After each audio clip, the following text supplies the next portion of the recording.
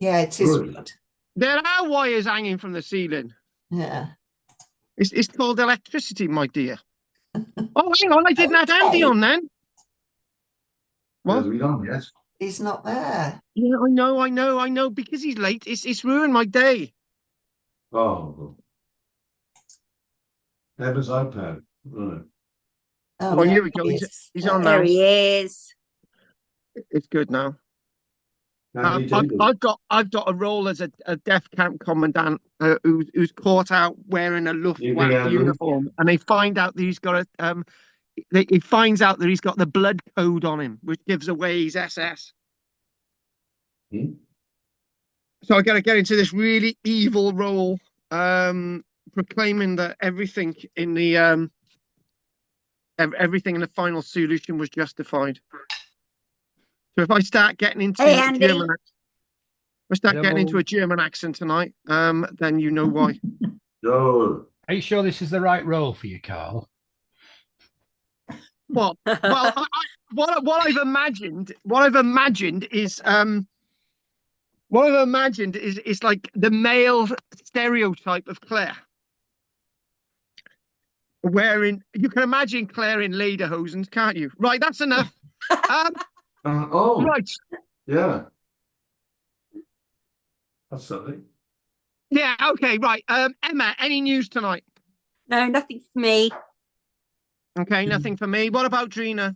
No. Drina looks good in any glasses. Yes, Yeah. very out. Yeah.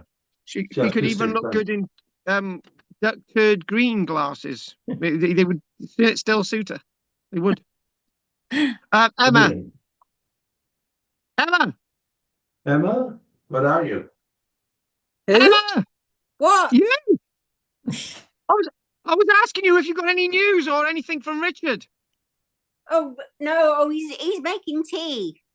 Right? Did you have a nice time on Friday? Tell us all about your walk on Friday with that weird bloke. Right, with that weird bloke. That was Saturday, wasn't it? Yeah, that's the one on Saturday. Yeah. Well, I'll let my dad tell you about that. All right, then we'll leave it till a break. Yeah, leave it. I've got to be honest with you, right? Well, Goff from the Wednesday evening, right? He sent me some Madeira cake, right? And it clearly says on the front Madeira, right? Madeira, yeah. So I put a video of this on TikTok, and somebody said it's not Madeira cake. It looks nothing like Madeira cake, and I'm thinking it's a cake from Madeira that says Madeira on it, so it's a Madeira cake. Anyway, Roger. Why is everyone deaf tonight, Roger? Yeah. No. Right, okay. Anne. No, big sorry. Look, Anne, you heard me. Margaret. No, nothing really. No. Nothing really. Well, Nothing really, no. I did something, No, we need to but know the full thing. it's not very interesting. No. Could be. All right, lion taming in the Colosseum in Rome isn't interesting, isn't it? Yeah, I know all about that. David. He's out on the shoes you want to. Nothing from David. Okay, right. Well, Okay, right. Judith No, nothing from me, thank you. and Andy. Yep. You got to speak for 30 seconds because I've just had to take an aspirin. So go on. No, I'm afraid there's nothing from me either. Oh, Andy, that's boring. Can you ask why I took the aspirin or something just to kill? I don't matter, and I was gone. Right. Okay, because I got very, very low blood pressure. Causes bleeding. Yeah, and a basic. Oh yeah, I've reminded myself I got to do a radio play, about a girl in the Second World War. It was 1944.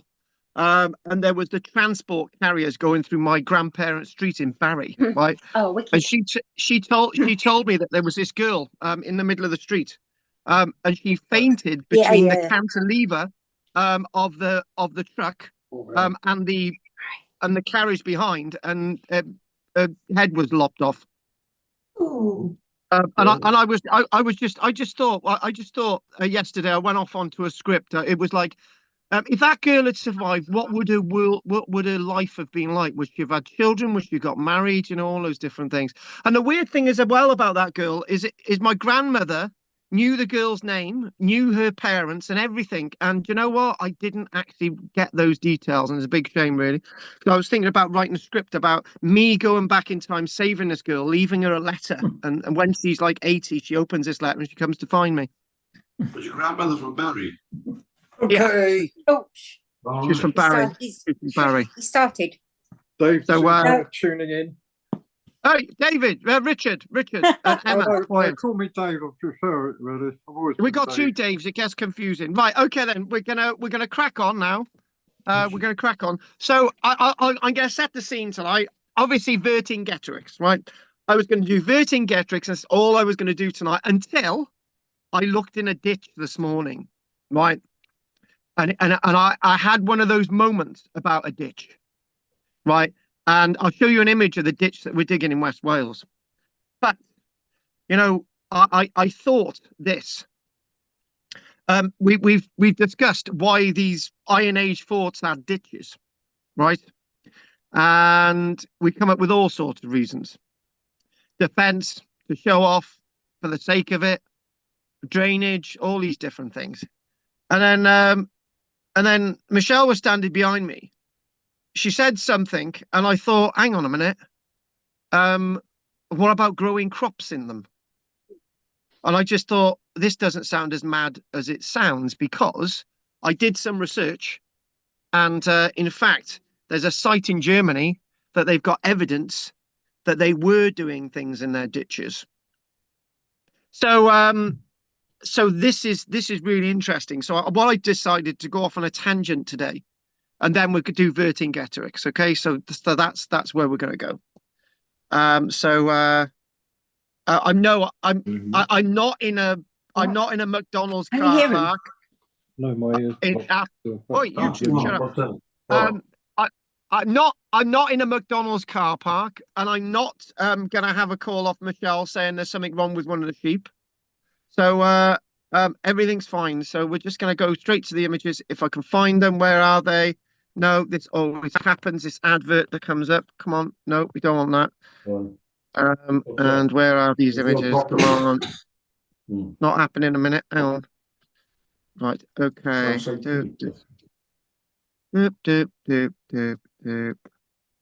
Doop. Hang on. I seem to find them a minute. Hang on a minute. Ah.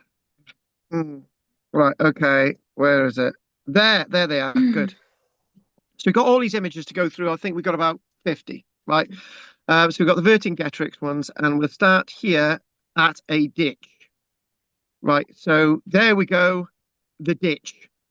So I've managed to dig 1 meter deep, and that is the side of the ditch. It's a rock cut ditch, and we're talking about the northern side.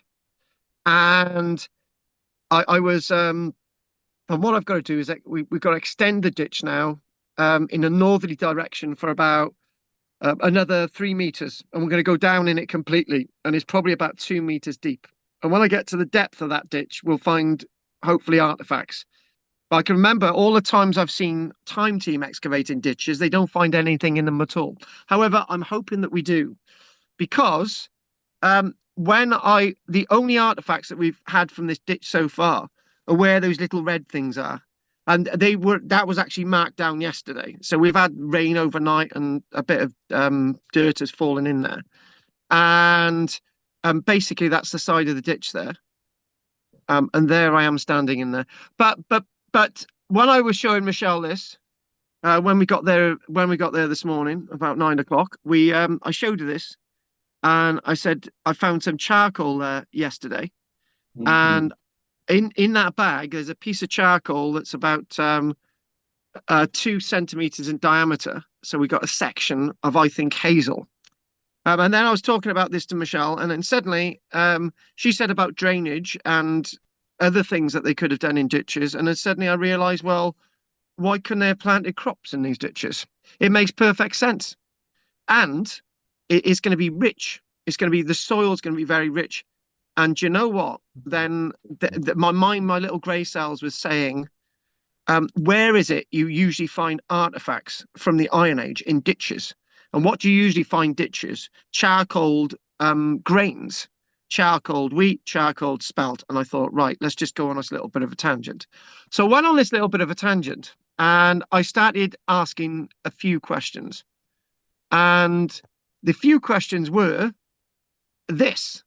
So in the context of Iron Age archaeology, finding carbonized grains within a ditch, often, you see the word often there, indicates either disposal of crop processing waste or accidental carbonization. So all that is jargon for we find carbonized grains in ditches. And the presence of carbonized grain, particularly in ditch fills, can provide insights into the type of crops grown and processed by Iron Age communities, as well as their subsistence practices. So, in other words, what we're talking about, there could be more than just these carbonized grains in there. That spiel for not just carbonized grains are found in there by being chucked in there by waste or accidental carbonization. They might be doing something else with these ditches. So if we go back to, and we think, for example, this, yeah, you know this is Maiden Castle by now. I've been to Maiden Castle on 2 occasions, and on the 2 occasions that I've been there, you look at the top here, and you look in an easterly direction, and you see Dorchester in the distance, right? And you basically, these ditches are really steep. And for no minute at all do I ever think they're going to be growing crops in these things. But if you think about it, if these start to fill with sediments, the best place to grow anything would be in the ditches, surely to God, right? So what I'm going to say is this. I'm not going to argue with anybody. I'm not going to say I am right, right? What I'm going to say, it's a useful area to try and think about these Iron Age hill forts, ditched enclosures, and what the ditches were for. So instead of me as an archaeologist saying at Stanwick, saying, look, these ditches are purely defensive, right? Nothing else. And then somebody comes, oh, what if they're just for showing, what they're just for showing off? Oh, are they to stop foxes getting into these places, to kill all the lambs and to kill all the chickens and all the rest of it, right? And then somebody comes up and says, oh, this is purely for status. These ditches show off the fact that these people can actually create something like this and they can get people involved. These ditches are, for example, to unify the community in a project that was for the sake of it. And you know, yeah, there have been loads of instances in the human world where people have just done things for the sake of it, right? And a good example of that is the old almshouses, the old works houses from the late 1800s and the 1700s. You know, remember Oliver Twist? He says, "I want more." Right. Well, in those workhouses, people did things for no reason at all. So basically, people might spend all day with a mallet and 1,000 little wooden pegs, banging these little pegs through a hole for no reason at all. People would, for example, break stones up and then dump the grit over the cliff, because none of this could be used to compete with legitimate industries making roads, for example, right? What I'm trying to get at is that could be one process for these things. They built them for the sake of it. Sorry, I went off on a tangent then, right? But if we think more practically, right, what is the first thing that's going to happen in a ditch which is damp? You're going to start to grow nettles and brambles. Unless you've got somebody there every single summer, several times, or in the spring, ripping out weeds, this is going to soon get overgrown. And things are going to grow in it. This is the point. You get a few grains of wheat falling in this ditch, right? And they're going to grow to wheat. You know, grains of wheat are going to grow to grain to wheat. You know, you're going to have the chaff. You're going to have the wonderful wheat growing, right? So And I think it's Drina, and Margaret. We talk about we talk about sort of things, things. Adrina's mentioned a few things. Accidental things are accident. Things accidentally happen, right? So this is why we do these things. And also, not all of these archaeological sites at Danebury. We've done Danebury in the south, in Dorchester, not Dorchester, Dorset. Danebury Camp, this is one of the ditches there, and you're thinking lots of things in archaeology by accident. We spoke about how did they first think about creating lime, right? Because some limestones actually ended up in a furnace where they were producing something else like bronze. And these turned into like white stuff, and the rain sort of got onto the lime, and there was a thermal reaction, and it's sort of all these different things. So lots of things in history and archaeology by accident. So I am not going to think of these ditches because I've never ever thought about that anywhere. I've never ever thought. We haven't actually mentioned, and we've mentioned these hill forts a load of times, right? Nobody's ever mentioned how about growing crops in them. How many of these things were actually fully watertight? It's very unlikely that they were watertight. So they would have been well drained.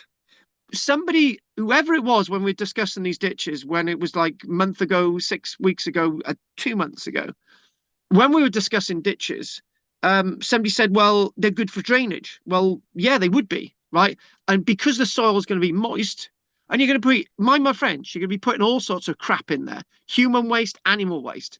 And that's going to produce some of the best soil, right? And ditches create some of the best sequences of archaeology, various different layers. And those layers are what archaeologists use to understand an Iron Age site. Leave that one there, leave that thought there. So ditch as a refuge deposit, mentioned this now, just mentioned it. So Iron Age ditches, well, sometimes serving as defensive features, sometimes, again, that word, also frequently acted as dumping grounds for various materials, including household waste and discarded food remains, and human remains, and animal remains, right? Yeah, we don't need to remind us that we've got human remains being found in the ditches around places like Avebury or the likes of Stonehenge, Beryllium. Hey? That beryllium, they found the beryllium, exactly. So yes, exactly. So, but this is the point. Loads of things, Roger. Loads of things are found in these ditches, including carbonized grain. Found in ditch fills can be interpreted as evidence of this practice. Interpreted, right? The word interpreted there, yeah, not fact. Yeah. Indicating that ditch was used for disposing of crop processing refuge, such as husks, chaff, and weed seeds. Well, hang on a minute. If you're chucking weed seeds in there, they're going to grow.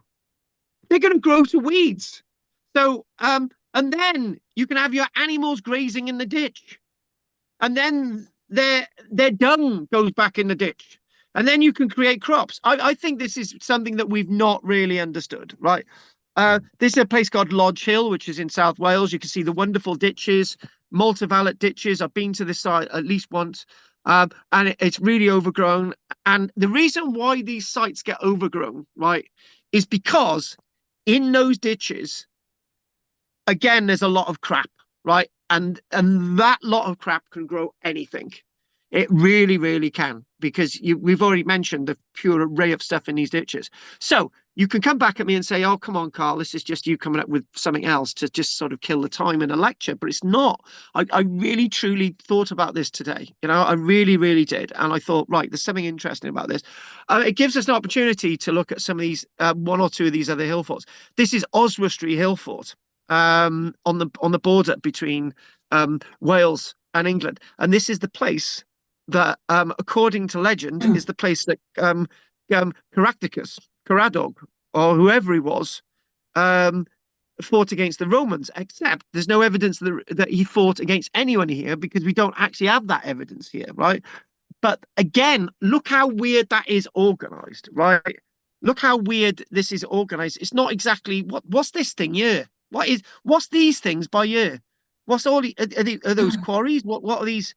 What's going on with these things? Yeah. What is this about? And why have we got these compartments? Hang on a minute. If you're going to attack something like this, right?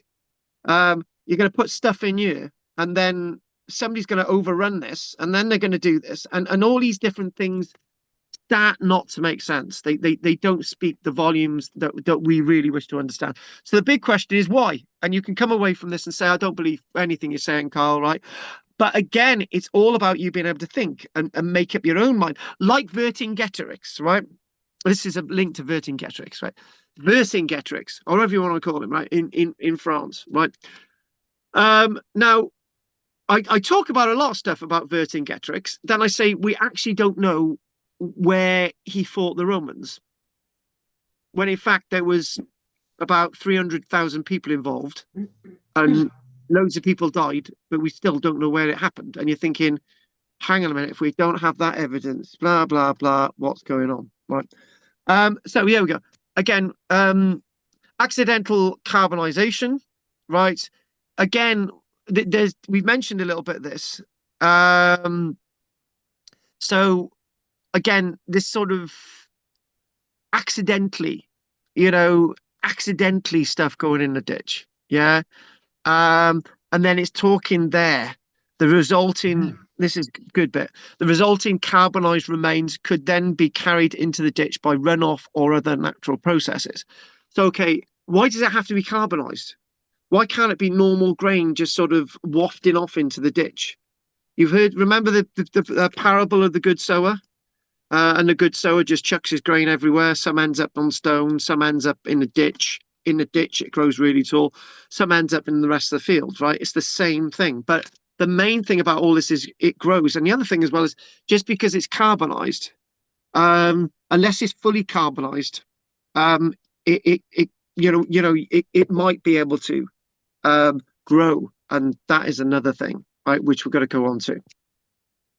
So again, can we just truly believe that this is just an area of defenses, or is it loads of different things going on?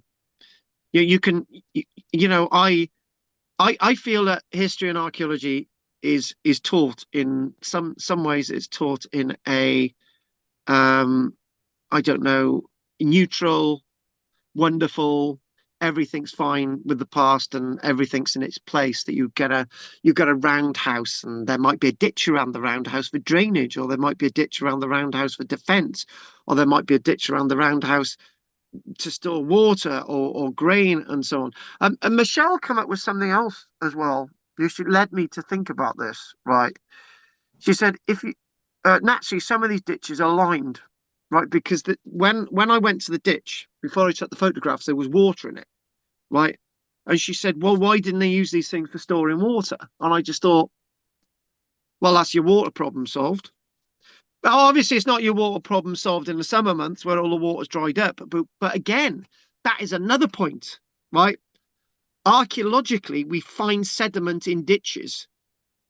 And if you find sediment in ditches like pollen, carbonized grain, bits of wood, bits of charcoal wood, Roman cobbled shoes, or whatever you want to look at, pottery, statues of Lloyd George, whatever you're looking at in these ditches, right? There's lots of reasons why it's there. It's not just one fits all. Yeah. So again, we did this we've already done this, but the types of grain Iron Age farmers cultivated at least wheat and barley and so on, lots of others. So wheat, emmer and spelt wheat were commonly grown along with bread wheat. Now, the interesting thing about emmer and spelt is very hardy. It can grow in lots of locations, right? You don't have as many grains with emmer and spelt as it's grown to maturity and harvested, but it's very effective, and you can grow it on banks and all sorts of things. And also, when you think about it, right, just think about it, right? If you've got a ditch, and there's 2 points here. If you've got a ditch, you increase the area of growth.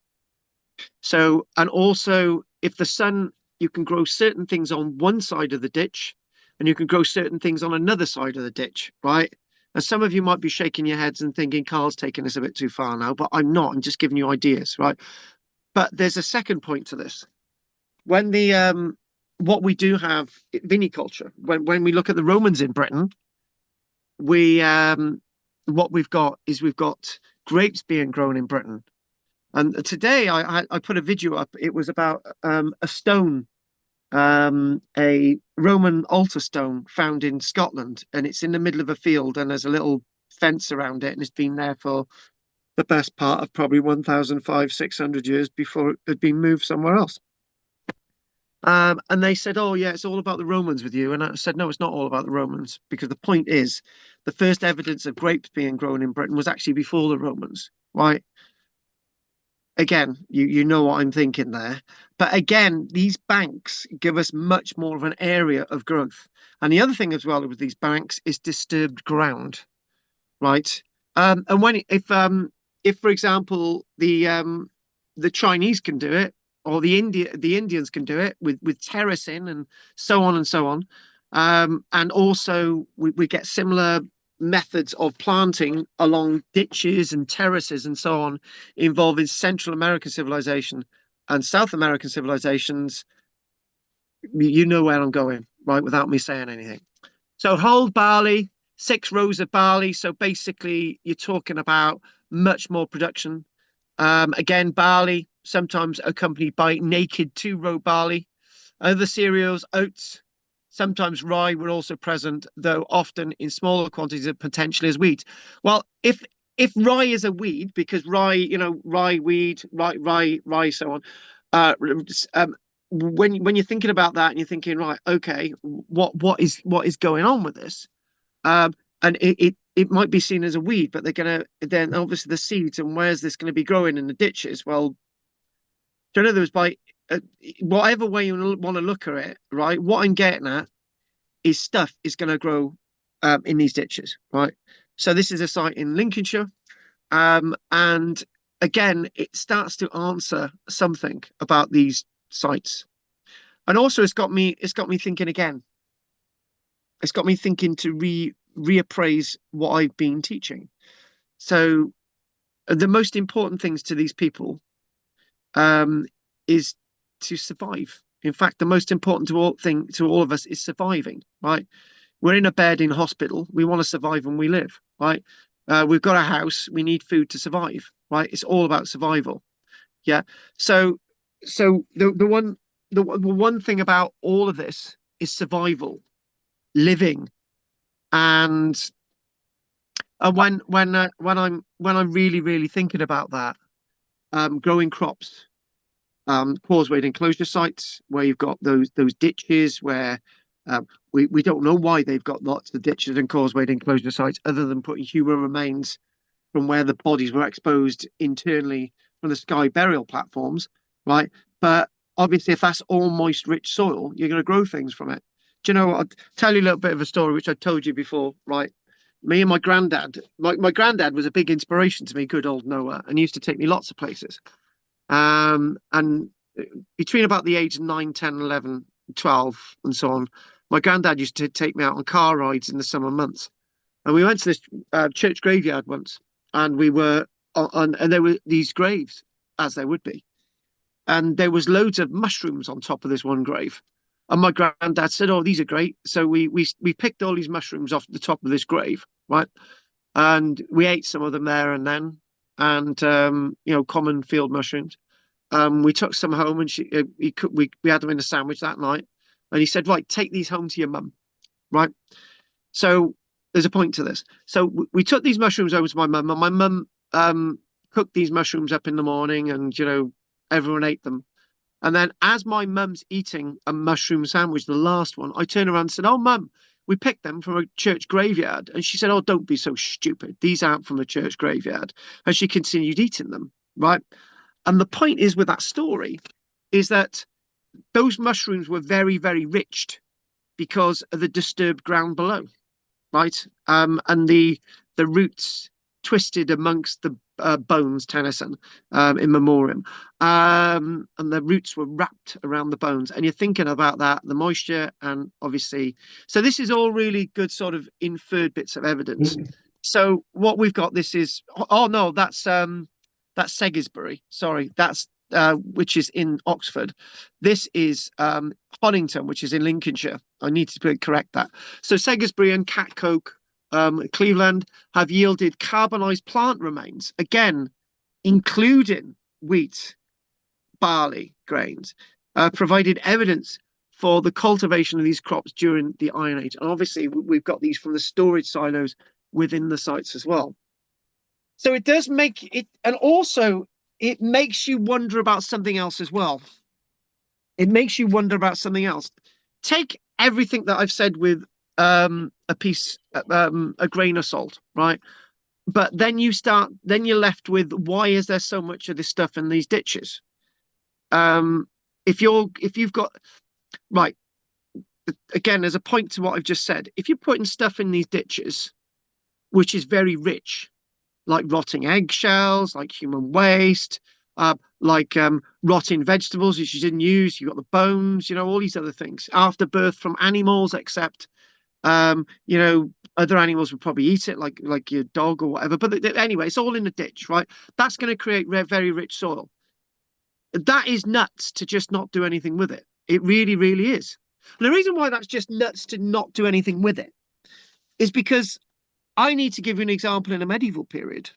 And again, this isn't me telling you, this is me saying what I believe, right?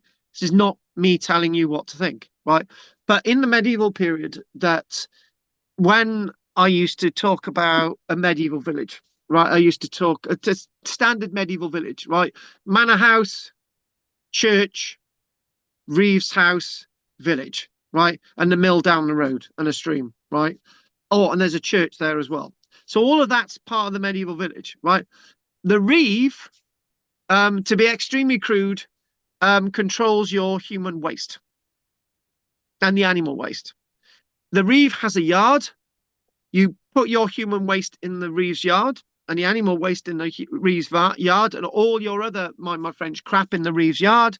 It would stink to high heaven, and that would be composted, and it would mature. And then what you would do in the spring, you'd go back to the reeve and you'd say, "Oh, can I have a cartload of my crap?"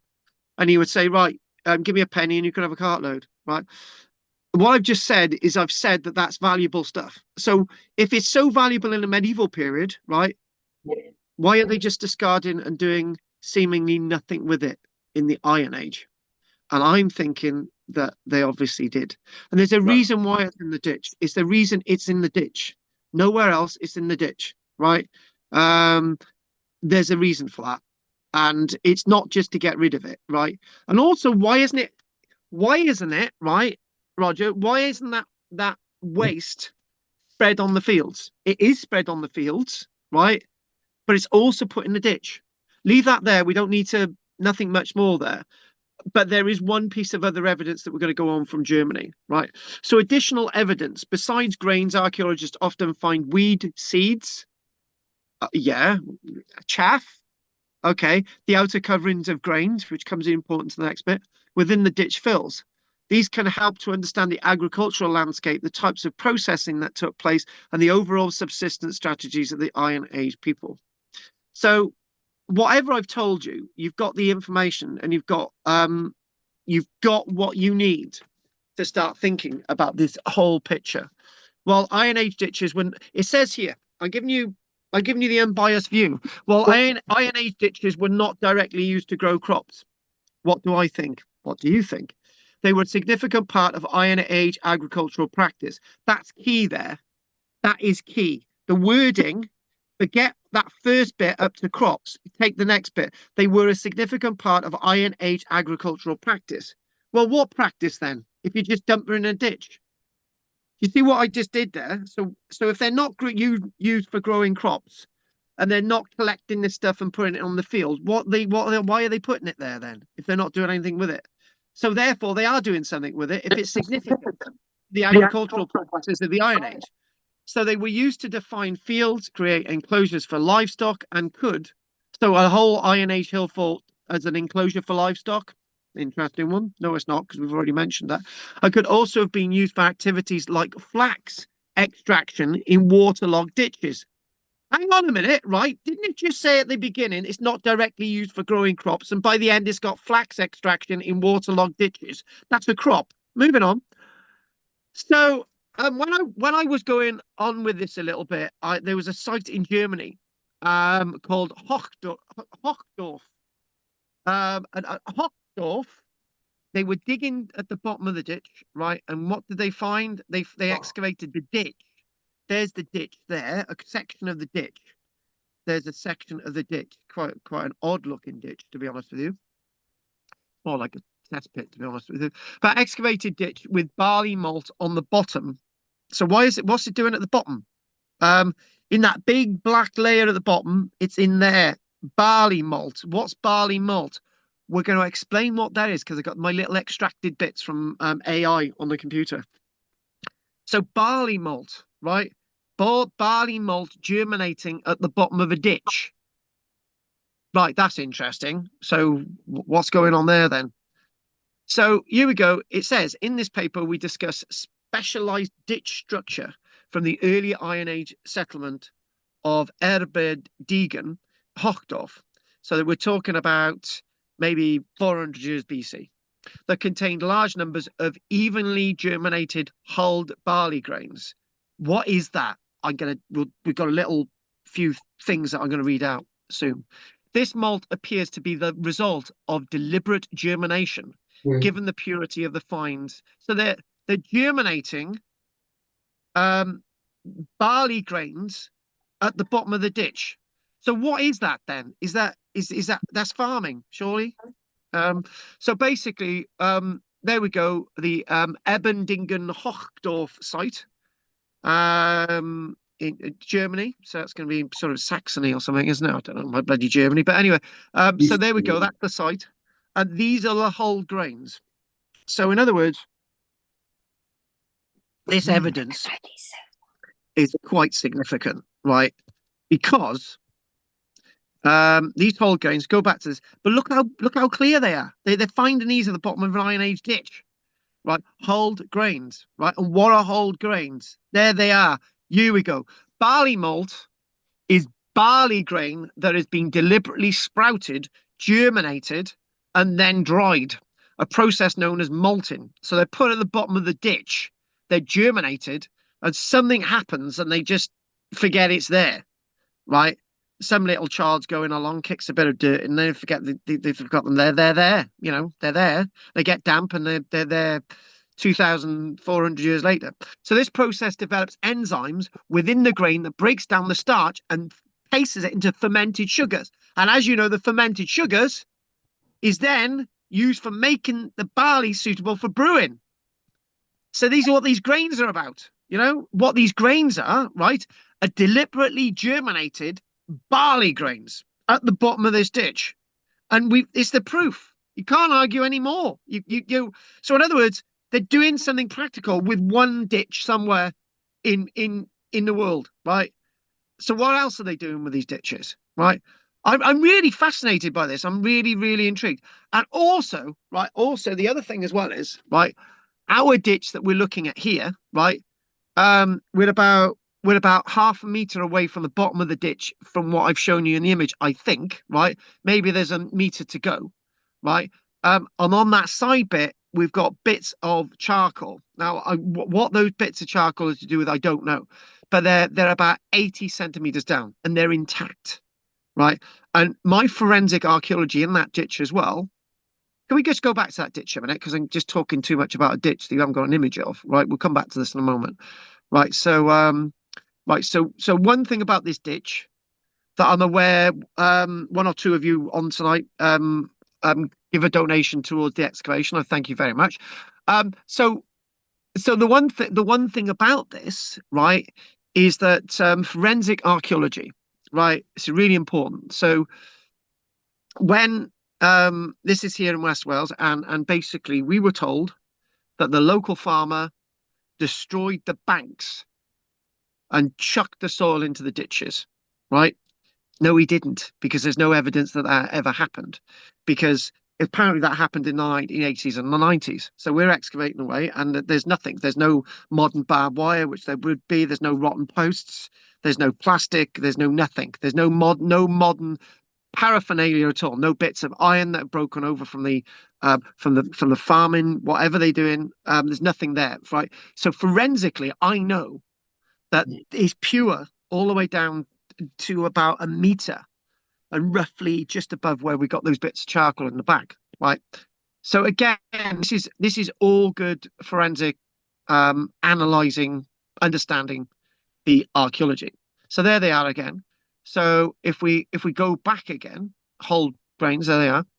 And say we go, here's a more detailed explanation. So the malting process. Malting begins with soaking barley in water for several days, encouraging it to sprout.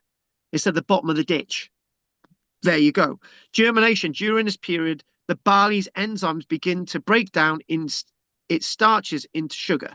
So you could argue with me, you could argue that somebody's dumped that in the ditch, right? Why would they do that? So before they're needing the sugars that have turned from the starch, because they have, and then what you need to do, you need to dry. Once the germination reaches the desired stage, the barley is dried. So these in the ditch were not dried, right? Typically in a kiln to halt the process and prevent further sprouting, right? So in other words, it's full of sugar. You've got these little things which are full of sugar for your production for making beer or whatever you want to make at that stage. So enzymatic activity. This dried malted barley contains a high concentration of enzymes that are crucial for converting the starches in the grain into fermentable sugars during the brewing process. Uses malted barley is the primary grain used in beer brewing, providing the sugars that yeast ferment to produce alcohol. It is also used in baking as a sweetener and as a food ingredient. So I'm not really gonna I'm interested in what you've got to say, people, right? But you don't have to agree with anything I've said. But what I've done is now I've given you more of an aspect to this wonderful period that we're talking about. And it's obviously put more meat on the bones and helped us assimilate what these things are for. And that's that's very, very important when we're trying to understand this moment in time with sites that we are trying to really put into the perspective of history. So what we are going to do now, we're going to go on to Vercingetorix. And what do we know about this individual? Well, we know a fair bit, but lots of the evidence that we know about Vercingetorix is I would say 50% of it is myth, legend, fact, made up, written about, forged. Lots of the coins that we find about are forgeries. So we get coins with the name Vercingetorix on it. Inevitably, they're forged coins. That looks like a forgery, but it's made of gold. So you're not going to make you're not going to make a coin, a gold coin. You're not going to forge a gold coin. But that's a coin of Vercingetorix. Did he look like that? Maybe. We're going to look at some other images. The Romans believed that they knew what Vercingetorix looked like. So after Vercingetorix is dead, the Romans made coins celebrating Vercingetorix. So Vercingetorix is apparently an ancient Greek name for Vercingetorix or Vercingetorix. Bit weird there. He's a Gallic king. So what we're talking about is Gallia. Right, that big area of Gallia, and the main area of Gallia is you could think about. There's Elysee, which is the great battle. So we're talking about that area, right?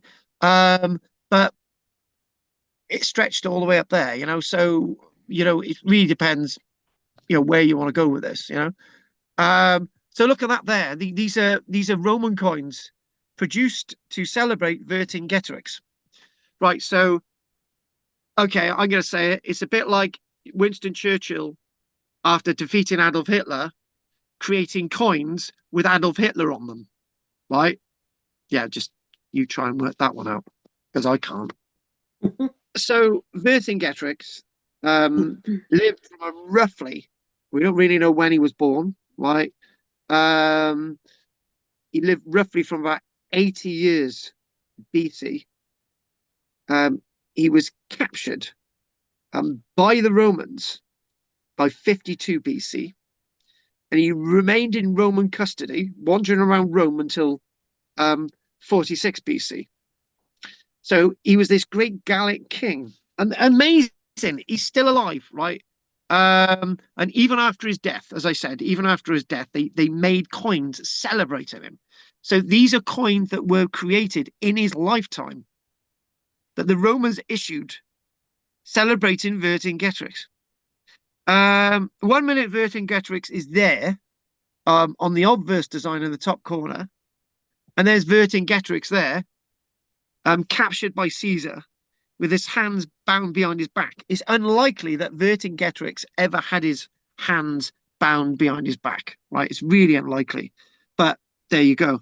He was a leader of the Auvergne tribe in northern France, Gaul, Gallic area. And this was all part of Julius Caesar's Gallic War, which we'll obviously look about in the future. And somewhere along the line, he was held up in this locality and he surrendered to the Romans. And after surrendering to Caesar and spending almost 6 years in prison, he was executed in Rome, but he probably was allowed to wander around the streets of Rome. So you've got all of these things being said about Vercingetorix, and what we've got to be very wary of Vercingetorix is maybe trying to work out the fact from the fiction, as I've said. So 50% of the story you could probably take as read, and the other 50% of the story that you can maybe take as not so. So Julius Caesar died in the year 54 BC after being killed by Brutus, if you want to go with that one. And what we need to do, right? Look at that. It's a great painting, isn't it? There's Julius Caesar, right? And there's Vercingetorix on his white horse. How he got hold of that steed, I don't know. Did he have a white horse? It's a really stunning image that we'll do in a short while. But what we've got to do, we've got to go to here. Asterix and the Gauls. Now, I want to chuck this in here because it gives us a bit of familiarity to who Vercingetorix is. It's probably in a way that Asterix, of Asterix and the Gauls, right, from when in the 1970s, 1980s, right, you can all remember this Asterix, and it's probably stylized on Vercingetorix, right? Vercingetorix standing up against Rome, 2 fingers up in the air. Vercingetorix was apparently strangled. We don't really know, but that's what we're told. He was a leader. Vercingetorix was a leader of a sub-tribe known as the Arverni, and he was the great king.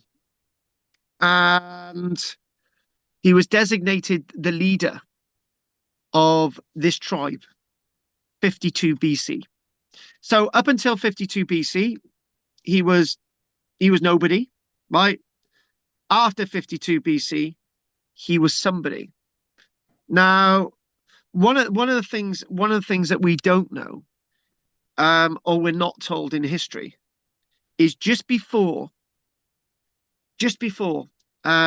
his army was held up at Elysee, which is believed to be north of Paris, Vercingetorix, Asterix, there he is. Vercingetorix defeated the Roman army led by Julius Caesar. So you can imagine, right? Julius Caesar's got 6 legions. He's got cavalry, he's got infantry, and okay, maybe we don't really know, but maybe Julius Caesar's got an army of up to 45,000 men, right? I think Julius Caesar probably like to paint it was more like 20,000 because Julius Caesar lost. Julius Caesar lost a battle. Can you believe it? Julius Caesar lost a battle, right? So because Julius Caesar had lost a battle, the great general, right? Can you imagine? Yeah. If Julius Caesar goes back to Rome and he says, I've lost a battle against Vercingetorix, right? Nobody knew who Vercingetorix was, right? I've lost a battle against Vercingetorix. That would have been it. That would have been the end of Julius Caesar's career. He would have been nobody, right? He would have lost all his honors. everything, right? And apparently Julius Caesar was facing 30,000 Gauls, right? Now, this is interesting, right? When Julius Caesar saying that he was defeated by Vercingetorix, right? He basically said that his casualties were like 800. Remember those figures? Yeah. About 700 legionaries, 46 centurions. Yeah. But in fact, what we do believe, there were thousands and thousands and thousands of Romans killed, right? Which is a lot more than less than 1,000 that Julius Caesar said that he lost. Now, this is what military generals do.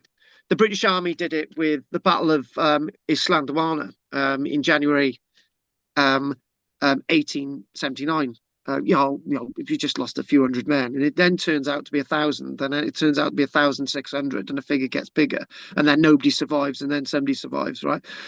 So when great armies have defeats, they underplay the numbers of men that they lose, and they accidentally forget what the enemy lost because they beat you, right? But then when you beat the enemy, this is really important. When you beat the enemy, you basically say the enemy lost hundreds of thousands of men, right? Well, Alexander the Great did that himself. It was almost as if the army of the enemy was so huge. 200,000 warriors were killed on the battle, right? And then when you go to find the battle and all the bones, there's nothing there, right? So, but Julius Caesar could write the history. Vercingetorix wasn't writing the history. So Vercingetorix had this great victory, and it was known as the Battle of Gergovia, right? Now, when we actually get to the facts and we start thinking about this, after Vercingetorix had defeated Julius Caesar, Julius Caesar is now in big trouble, right? Now, what have we said about Julius Caesar so far, right? We introduced Julius Caesar, and we mentioned him the other week, and we basically said, Julius Caesar's invasions of Britain, which we haven't really done properly. But obviously the 3 invasions of Julius Caesar, the one that didn't happen, and then 55 and 54 BC, those 2 that did happen. Some people say that, Julius Caesar had to withdraw because he had problems with the Gallic tribes. Okay. That's where Vercingetorix comes in eventually, and that's where the likes of the story about Asterix and the Gauls come in. So I keep saying that Asterix and the Gauls is really important as a children's story, as total fiction based on something, because we see through the story of Asterix that Asterix was having help from the Britons, right? And that's actually factual, because Vercingetorix had help eventually from the Britons in 52 BC, right? And there were people coming over from Britain that had once sided with Julius Caesar, and were now turning against Julius Caesar because Julius Caesar had withdrawn, and were trying to help Vercingetorix at Elysium, right?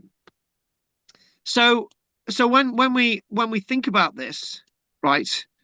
And we really tried to fix where Elysium is in history. There's a number of locations where Elysium is, and some people argue it's north of Paris. Some people believe it's way south of Paris at Alice, Saint-Roch, Orchard de Crotenay, loads of different places. None of these names mean anything to me.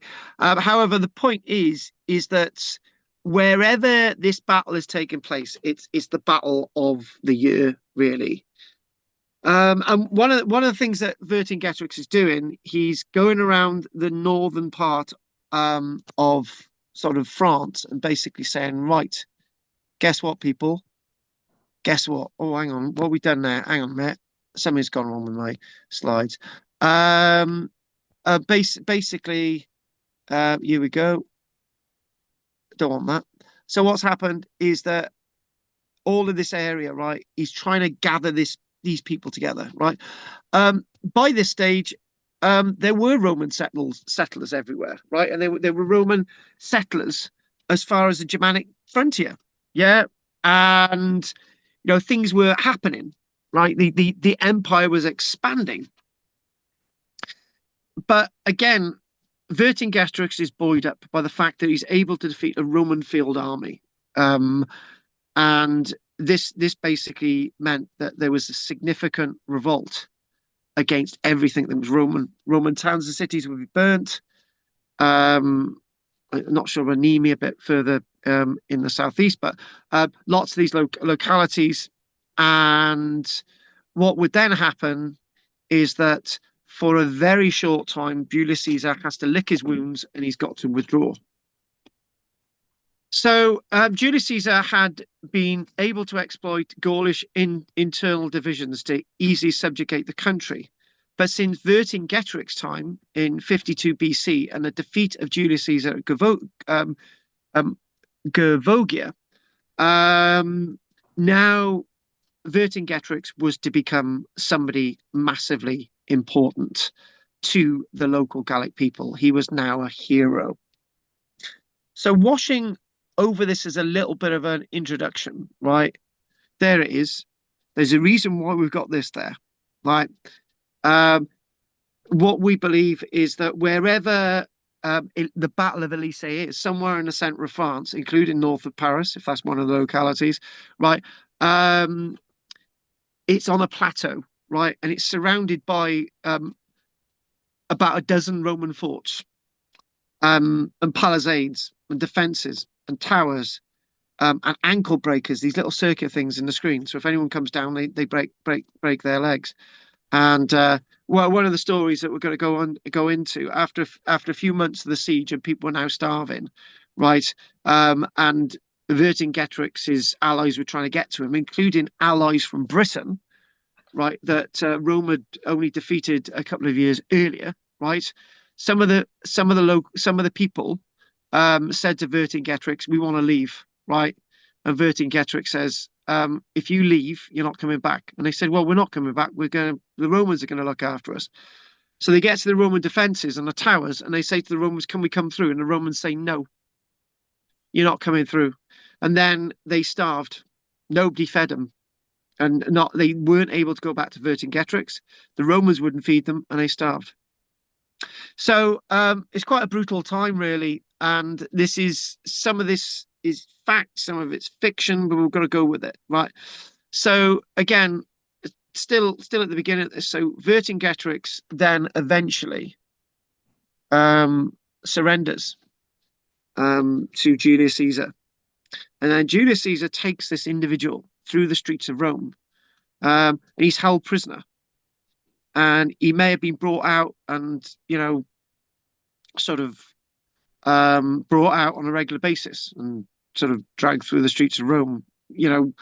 Whether he was strangled, whether he was publicly strangled, or so on, we don't really know.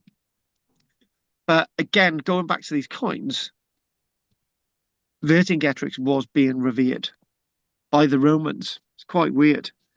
Again, I'm really loving the one at the top left-hand corner. That could be Vercingetorix. It really, really could. And you've got this beard and sort of wavy hair. If maybe what we base all these images on, this wonderful piece of art, right, which we just had, by Lionel Royer in 1899, that might be based on the coin. Mm. It looks like it's based on the coin. In fact, you can't argue that it's not. But this is one of those things that it's all the game has been played out, and it's the end of what's going on, right? But if we do talk about Vercingetorix and the background and the war with Rome, and that's where we're going to go. So the Gaulish name for Vercingetorix can be literally translated as great king or leader of warriors. Ver, superior, King Ghetto, warrior, hero, and Rix, king. So Vercingetorix, there we go. you can clearly see that word there, can't you? R-I-X on the end there, which means king. So in other words, Judith, what does this say? I've got to bring Judith in.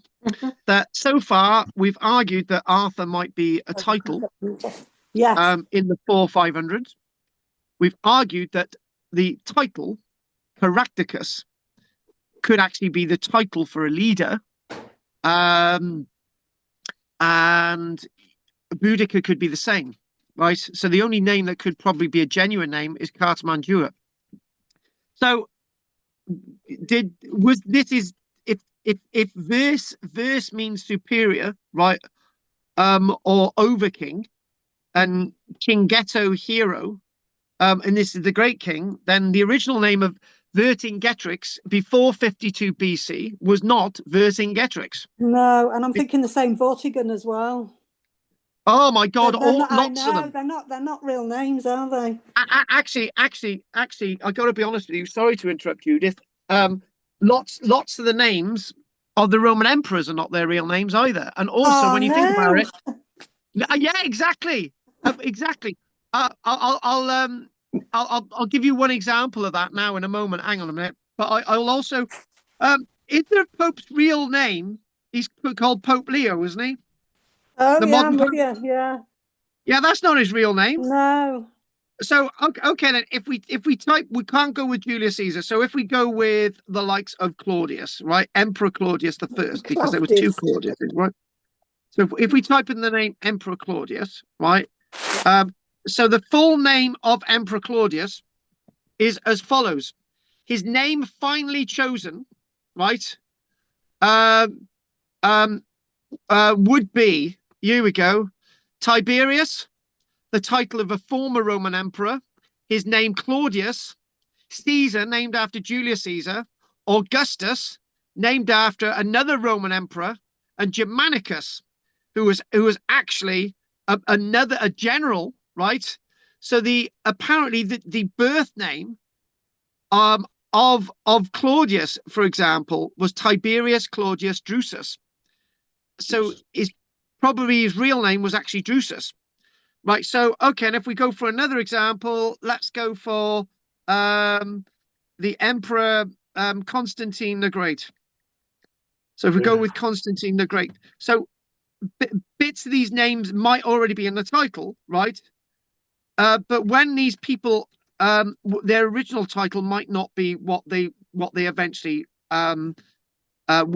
eventually became, right? So I'm looking for the one for Constantine the Great, right? Hang on, what's his real name? Constantine the Great. Oh, the real name for Constantine the Great was not Constantine; it was Flavius Constantinus. It wasn't Constantine. I thought they named Constantinople after Constantine. Yeah, but his real name was Constantinus, not Constantine. Oh, okay. So, and also the when you think about the pharaohs as well, most of the pharaohs, that's not their real names. They're given another name, right? So these are adopted names. It's a bit like the Pope. So there's one thing. So what we've worked out so far is the likes of Vercingetorix was not his real name. Sorry to say, folks. So so when we think about the life of Caesar, right, he was endowed with a name which seemed to be intend to inspire terror. So in other words, it's 1 minute, the Native Americans did this. You turn up with one name, and then you're somebody sees you eating grass in a field, and then and you've got a great, you're really tall, so somebody thinks you're eating grass in a field, so they'll call you the Great Grass Eater, but your name is actually Sid.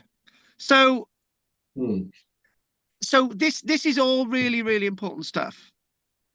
So back to the scene. The one thing that that guy there is that this coin itself is actually produced by Vercingetorix, right? That's an original coin, right? that there, I'm not really sure, because some of these are actually forgeries, right? And these are the Roman ones. So having been appointed governor of the province of Gallia Narbonensis in 58 BC, Julius Caesar proceeded to conquer the Gallic tribes, right? So, you know, this is Julius Caesar. You know, he's not the big guy yet. There's a few other generals wandering around the Roman Empire, right? And basically, Julius Caesar proceeds to conquer the Gallic tribes. Beyond over the next few years, maintaining control through a careful divide and rule strategy. So basically, what we're going to do, your tribe over there, right? You know, we'll do this, and you don't do that. That tribe over there, divide and rule. So he made use of what the Gallic leaders wanted to do and be. So you know, he might start favoring them. He might start favoring them by giving them Roman luxuries such as wine. And what we do have is one of the big reasons why Julius Caesar invaded Britain is because it adds to his great sort of governorship. So he can add Britain to his Gallic empire, you know. So he's got a rebellion in 54 BC, and Vercingetorix, his father, and listen to this, right? Guess what Vercingetorix's father was called? Celtillus. C-E-L-T. Celtillus. You can't make this up. Had been put to death by his own countrymen for seeking to rule all of Gaul. Managed to unify the Gallic tribes against the Romans, adopted more current styles of warfare. So this is what we're looking at. We're looking at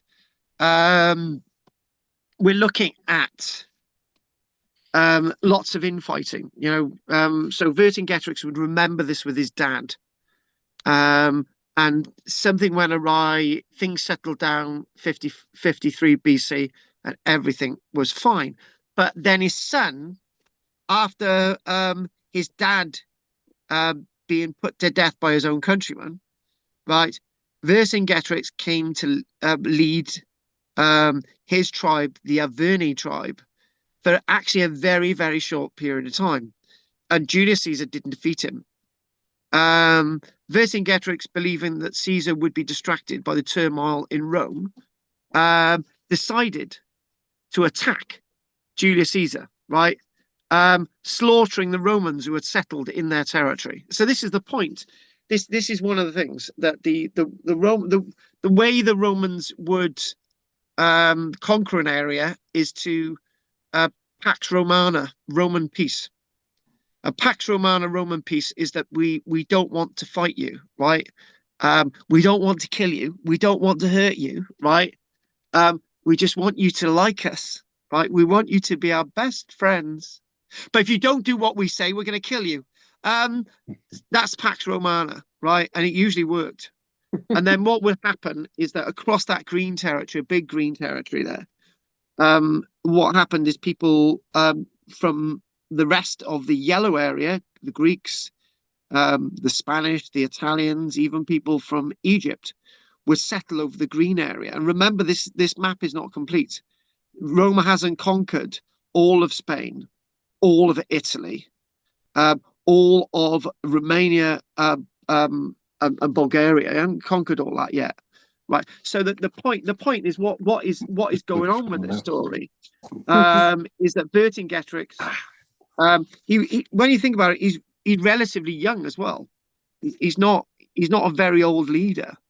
Remember, he was born in 80 years BC, so he's a relatively young nobleman, and basically saying, look, my father, you know, you rebelled against my father, Celtillus, but I have now come to lead you, and I have defeated the Romans at Gergovia, right?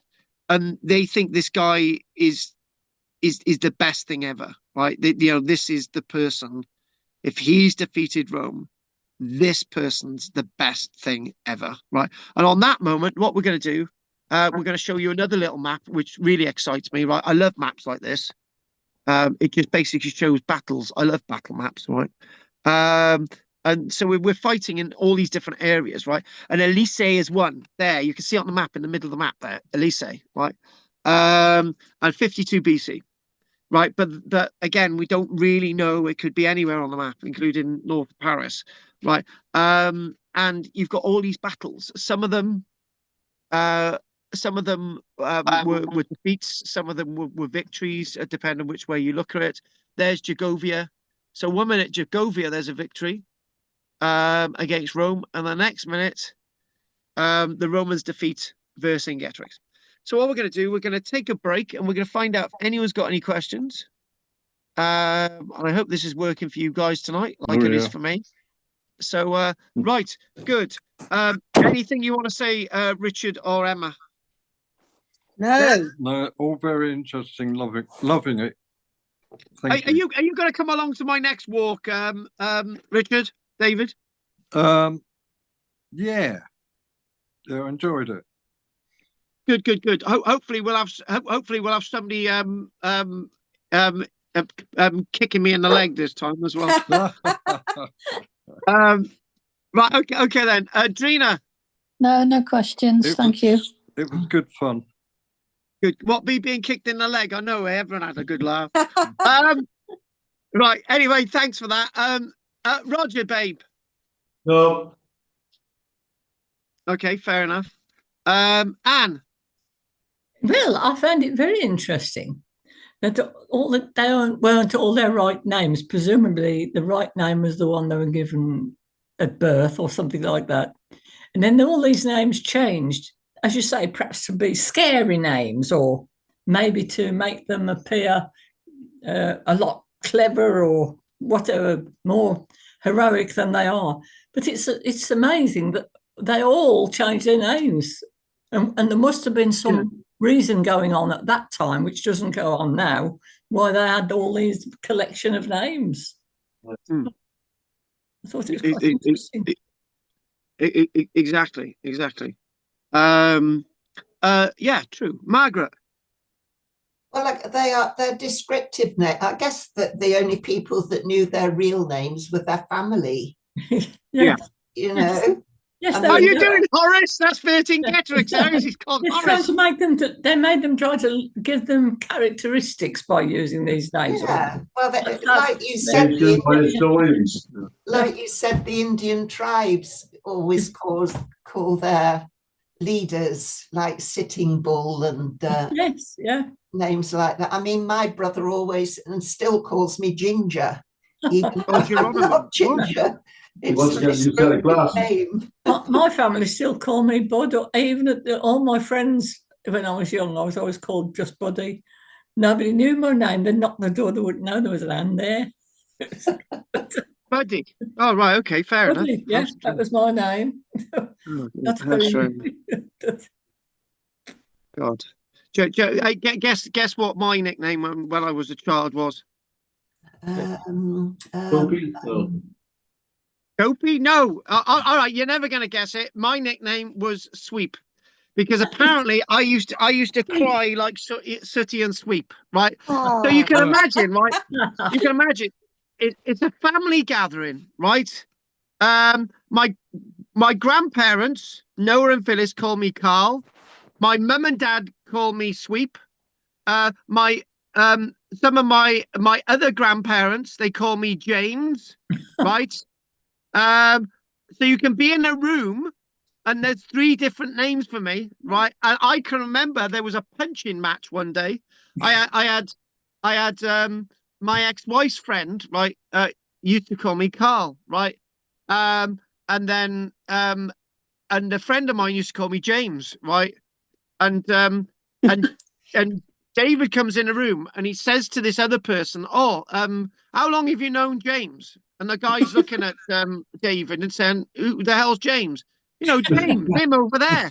No, he's called Carl. He's not, no, he's not. I've always known it. And they're shouting and screaming at each other in the room. I've got to divide them and throw one of them out. I was known as Nick in school. My father called me Smolsky. My mother, Charlie. Oh, you? How about that? You were called Nick. Well, I'm Tony Rogers, because my mummy thought Roger was a nice little name. Well, it says Nick.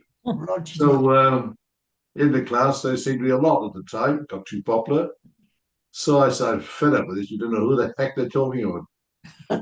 So I thought I'll get a nickname, something, because people did have nicknames. Hey, Shorty, or Two Eyes or something. And I thought Nick, and it stuck. My school name was. All friends say, "Where's Nick? Who the hell's Nick?" My mother hated it, but I used it more then. Yeah, I got confused as well. What was your nickname, Richard? Sink. What? Yeah, short for Sinclair. Oh, right. Oh, I don't know. Oh, and there was Sink. Yes, Zinc. Oh, and there was the other thing, Langford. So that would you can imagine, right? I'm in a class in school.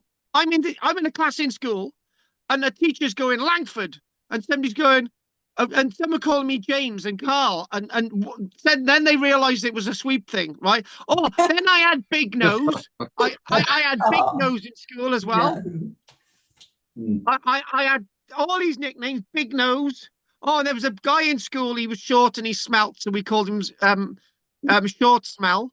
And then there was a guy that smelled a cheese, so we called him Cheesy Moisen, right? And there was Chubby Tube as well, because he was this chubby boy who liked eating zoobs or tubes anyway. Right. Anyway, David, anything from you? No, thank you. I'm glad David's called David. It makes things a lot easier. Andy. Well, we need to remember with names that we have a name from birth and we stick to it unless we choose to change it. But that's who we are. And, we have an order to our name. We have a first name, maybe a second name. Sometimes they're hyphenated like yours is, and a family name. And that says who we are. Maybe they didn't. Maybe they didn't use names that way. Maybe they just go, "Oh, we'll call him that today," or maybe these titles were given by other people to them at a later date. Even that's interesting. As you come, because I got an official document, and it's the same in Wales. It used to be there would be William ap William ap William ap William ap William ap William ap William, which is basically William the son of William, who's the son of William, who's the son of William, who's the son of William. So yeah, that's how it used to be. So this is how we get names like Ap Einan, which becomes Bynan, right? It's something that we don't use in Welsh anymore, but it's what we used to do. It could get very confusing on gravestones. It would say Edward. Ap Edward, Ap Edward, Ap Edward, Ap Edward, who's Ap Edward. And what does the ap mean? That means son. Means son of. Son of, yeah. Like I guess in English it'd be like Anderson or Johnson's son of John. Or but I suppose it was also in doing that there must have been a tradition of always naming the one son after the father. Yeah. In Iceland, which used to be a fashion generally, I think. The oldest son. The oldest son was called after, and the oldest daughter was called after the mother. It also harks back to the lineage when you're introduced, that somebody says son of this, son of that, son of that, so everyone knows. Oh, it's him. We need to be careful what we say. Well, surnames are descriptive, aren't they? Do you have a surname, Margaret? Well, my maiden name was Armstrong, so I assumed that somebody back in the day had a strong arm or did a job that required them to have a strong arm. Yeah. Actually, that's the English way, right? The Welsh way was the ap, but that's based on the Roman, because if you look at Roman gravestones, right? It says so-and-so, the son of so-and-so, is the son of so-and-so. So it's from Latin and the Roman, because the Romans used to do it. Got a lot to answer for, these Romans. Did you have a nickname, first name, Margaret, or a nickname? Well, because I was Armstrong. Terry or something. Because I was Armstrong, they used to call me Leg Week, the opposite of, which was shortened to Leggy. So I was Leggy. Ginger leggy. Yeah. Ginger leggy.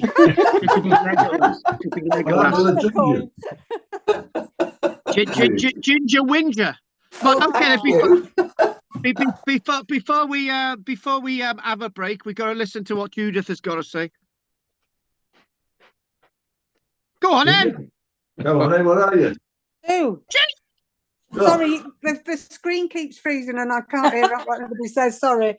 I was going to say there's a Scottish tradition where the sons particularly would take their sons' middle names would be the surnames of their grandmothers.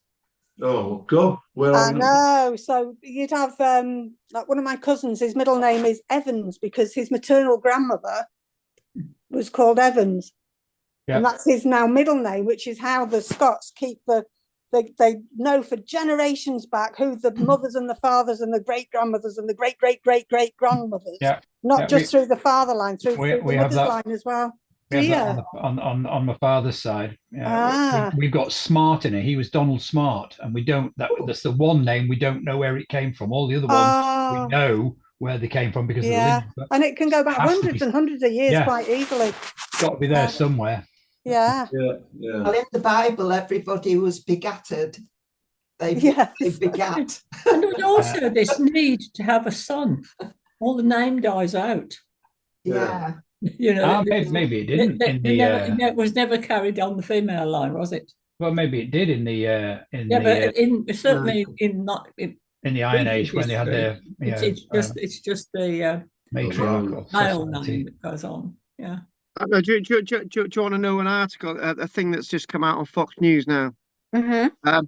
Archaeologists uncover compelling evidence of the true location where Jesus turned water into wine. Right, that's Fox News for you. Oh yeah, exactly. It is Fox News. They always get the scoops, don't they? I wonder how they do that. It is Fox. Nearby, hang on a minute. Right, here we go. Scripture gives limited details about Jesus' first miracle, which is said to have taken place at Cana. The Gospel of John states that Jesus turned water into wine during a wedding in the village. Nearby stood 6 stone water jars, the kind used by the Jews for ceremony washing, each holding from 20 to 30 gallons, the Gospel states. Jesus said to the servants, "Fill the jars with water," so they filled them to the brim. And they've actually found the jars. Were they in a ditch? Wow. No, they found the jars, honestly.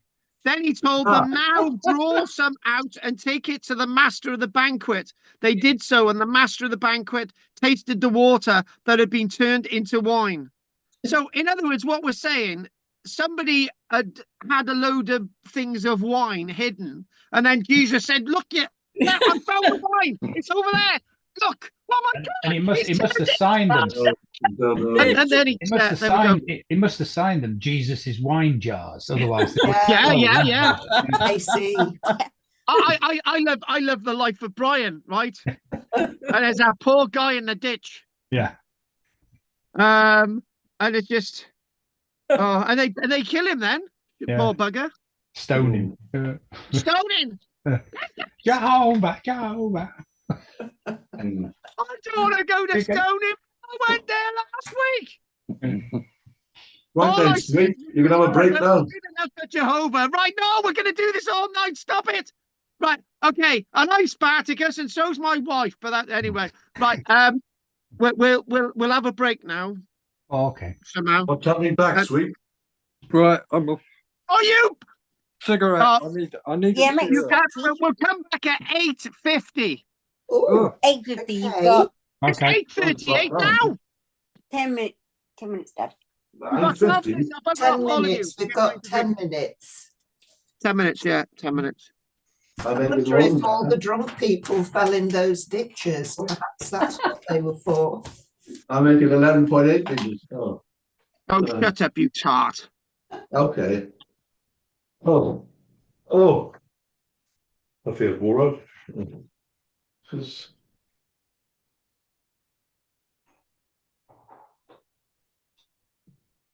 Damn sick.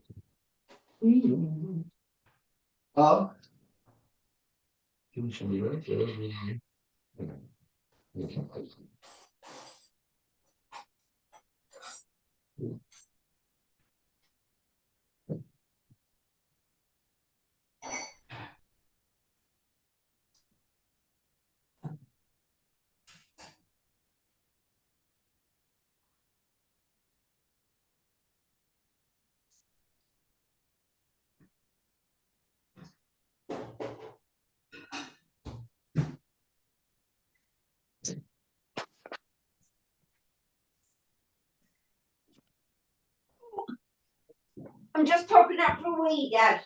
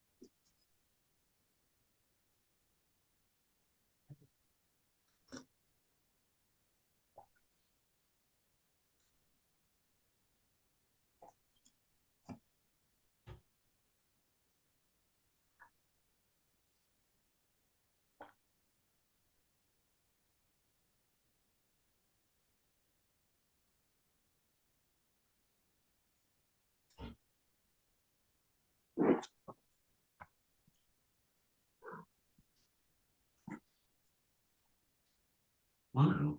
Oh.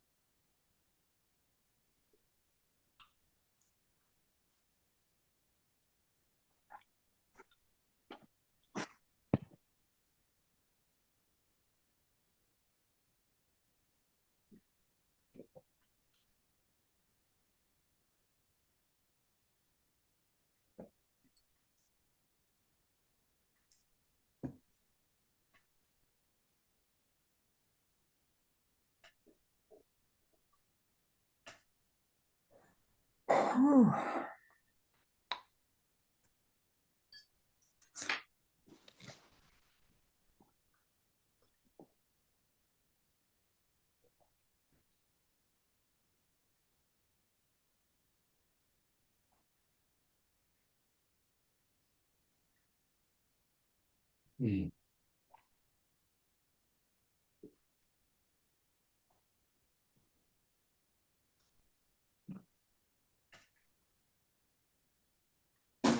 Oh.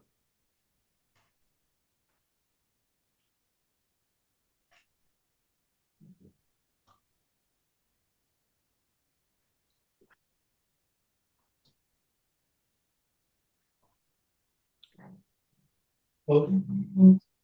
That's great.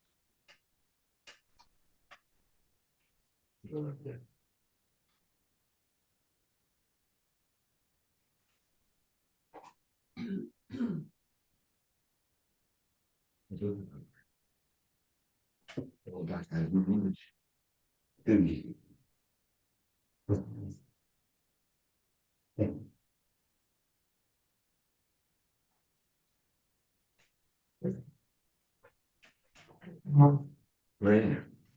Oh. Oh.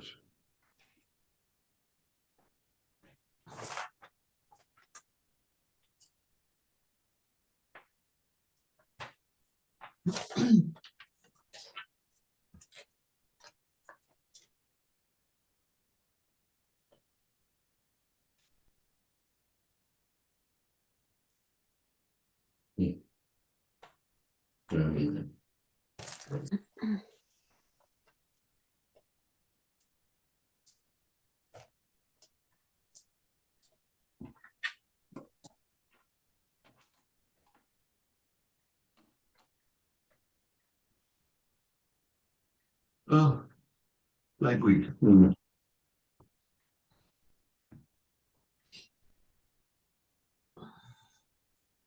You've been on one of Carl's ghost walks, Roger? No. Yes, we did one in York, I think it was. In York? Oh, with Carl? Yeah. Did you? Oh, that's interesting. Yeah, When was that? Yeah, it was good. Yeah. That's the only one I've done walks down here, but it's not much. Yes, remember that one. Interesting. Twice in what comes up, what you learn about the place. Yeah. So whereabouts do you live, Roger? Who's that? Whereabouts do you live? Here. Where's here? Cardiff. Cardiff. Oh, right. Oh, you should. Oh, you're right near Lanswick Major then. Yeah, it's not far away. Where do you live? In Chepstow. Oh, well, look, I'm not sure because people are spread around a bit. We're really local. Yes, oh yeah. So you should come on his next one, Cowbridge. What's that? I've got no cards. It's not easy to get around because before I've been on a dig or two with him, the event and the walk and one thing and t'other. And we used to have lessons down at Barry.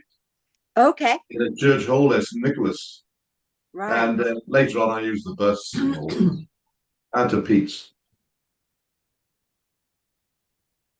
Which is interesting because there's always something new coming up, and it's great going around to see things in the flesh because some of the tours he's had have been very good. Well, they all been good. Oh, they are. Yeah, absolutely. I haven't been to Orkneys, but all the rest spread around. Well, as far as Norfolk, Cornwall, I think, they went there, and different places spread around, and a lot came up, and you can see the things when you actually go into somewhere, look at something, touch something. It's a different thing to just documentaries, a book or something. You know, we got a nice collection with Margaret. Oh, I agree. Yeah. But it adds that extra. Being on a dig, doing a dig itself, needs a bit of patience because it's not a sort of an exciting minute every minute you got. But you've got to be so careful in trying to sort of reveal everything and not damage it. Tell where it is and not damage it. You may not interpret it, but it's okay. You scrape back the soil, and you should filter the soil afterwards when you take the items out. Then to preserve them in the, it said the other last week, was it someone? Interpretation of what it is can be a forever job. You know, because some things aren't so obvious. You can't just say, oh, it must be ritual and that's it. Because there's so much can be happening. There's not far from me here, looking at maps for more recent history, the district with church and Rubina. On the old map of 1875, one road, I noticed something and I thought that it was part of the map. It looked like the end of ICE police station. I thought it might have been something. I thought, what's that? And when we got the full map, it wasn't that. It was the station. Sorry, not police. It was something station. It was a Roman station. And I thought, what the heck is that doing there? You know, it seemed to be out of the way a bit. But then people were talking about the Cardiff Castle. They built 4 forts there, 3 in wood and 1 in stone. And the route there north on the North Road through up to either Caerphilly to the east and the west, went through the middle of Whitchurch. So this place was an offshoot at a crossroads, busy over the many years. So there's some sort of presence needed by the Romans for something there, which was a sizable building apparently. Now just built over, that's it. But you know, when you start looking, you think, well, wait a minute. And the challenge is to try and envisage what life was like at that time, which is quite a challenge. Get so used to routines and seeing this going on and that and the noise. But the regular routes up there for the traffic, you know, if the Romans had contacts there were forts further up into the mountains and stuff, up to Brecon and around. And there was quite a lot of business, not so noisy, a bit more rickety. But this station was there for a very good reason. No one's really sure what it is. You know, you think they had sometimes buildings on the side of the road, like service stations type thing, and this, that, and the other. But other times it was purely military lookout, but it wasn't quite on the main track. So you think, well, and it wasn't a villa, so-called a farm thing.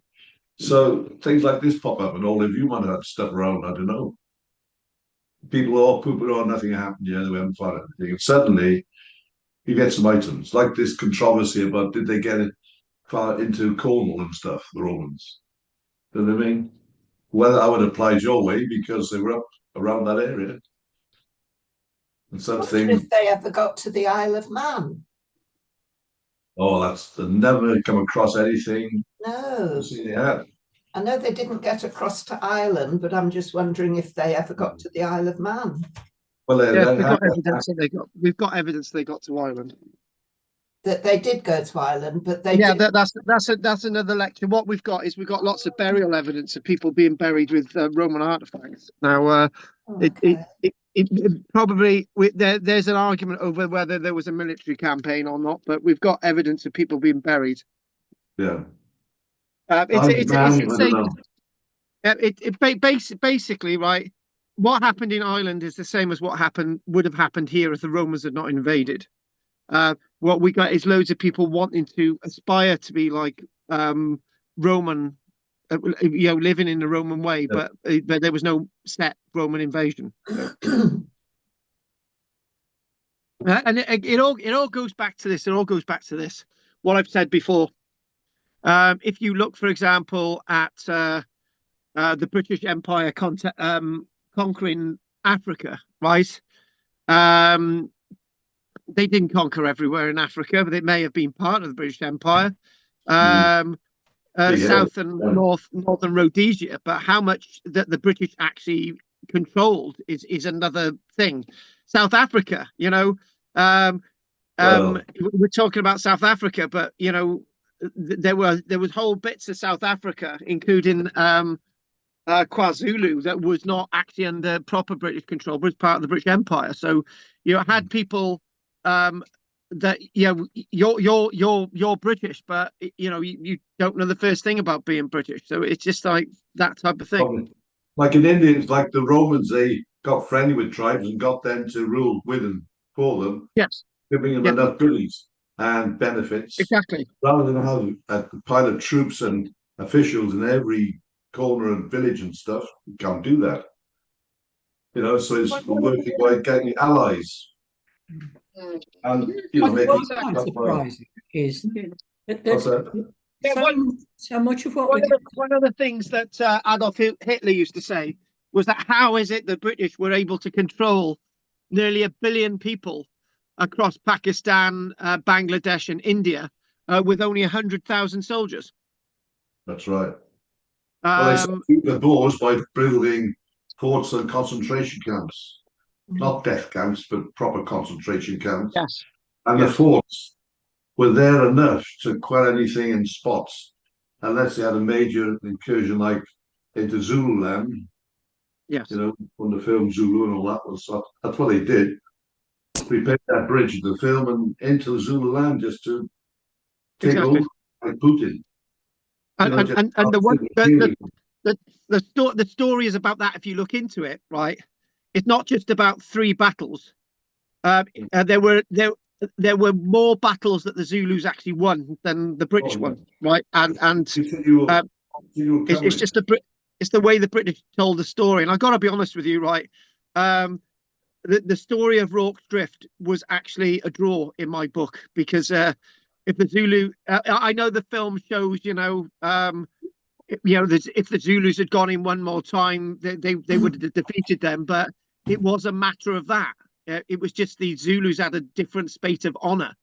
And the British Army was no match for the Zulu at Rorke's Drift. But the thing is, this is the whole thing about history. It's the way it's written. Oh, yeah, I reported. You don't believe the history, because all the way back, you're saying about the Bible and stories there and all the rest of it. It's all passed down at the time. It passed down, and then further on, things can get like Chinese whispers, altered, changed. To get this, add that. And you sort of guide, but that's why with the archaeology is important to verify things. When people say there was a presence, say here or there, well, where is it?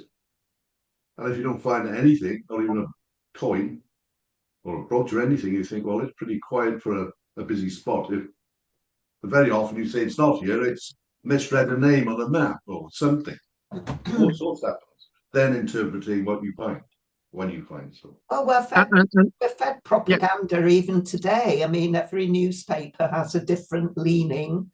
And the BBC leans to one side, and you don't actually know what's real today. No. In history, for example, I'm very interested in the First and Second Gulf War. And did you know, amongst everything that we're told, the Iraqi army did defeat 2 American field armies in the First Gulf War?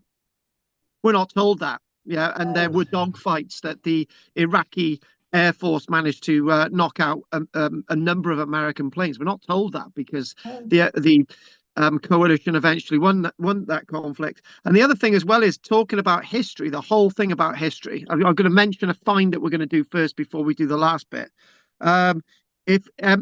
Everyone talks about Napoleon losing at Waterloo, and it was the last battle of a campaign. But then you look at the Battle of Wavre, Ligny, Quatre Bras.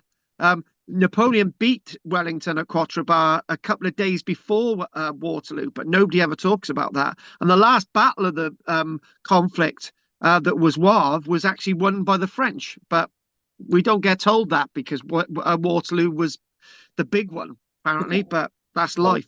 So on today's news, I was listening to how we've got all this that Ukraine are doing such marvelous things. They're almost defeating Russia, and you think, how true is this?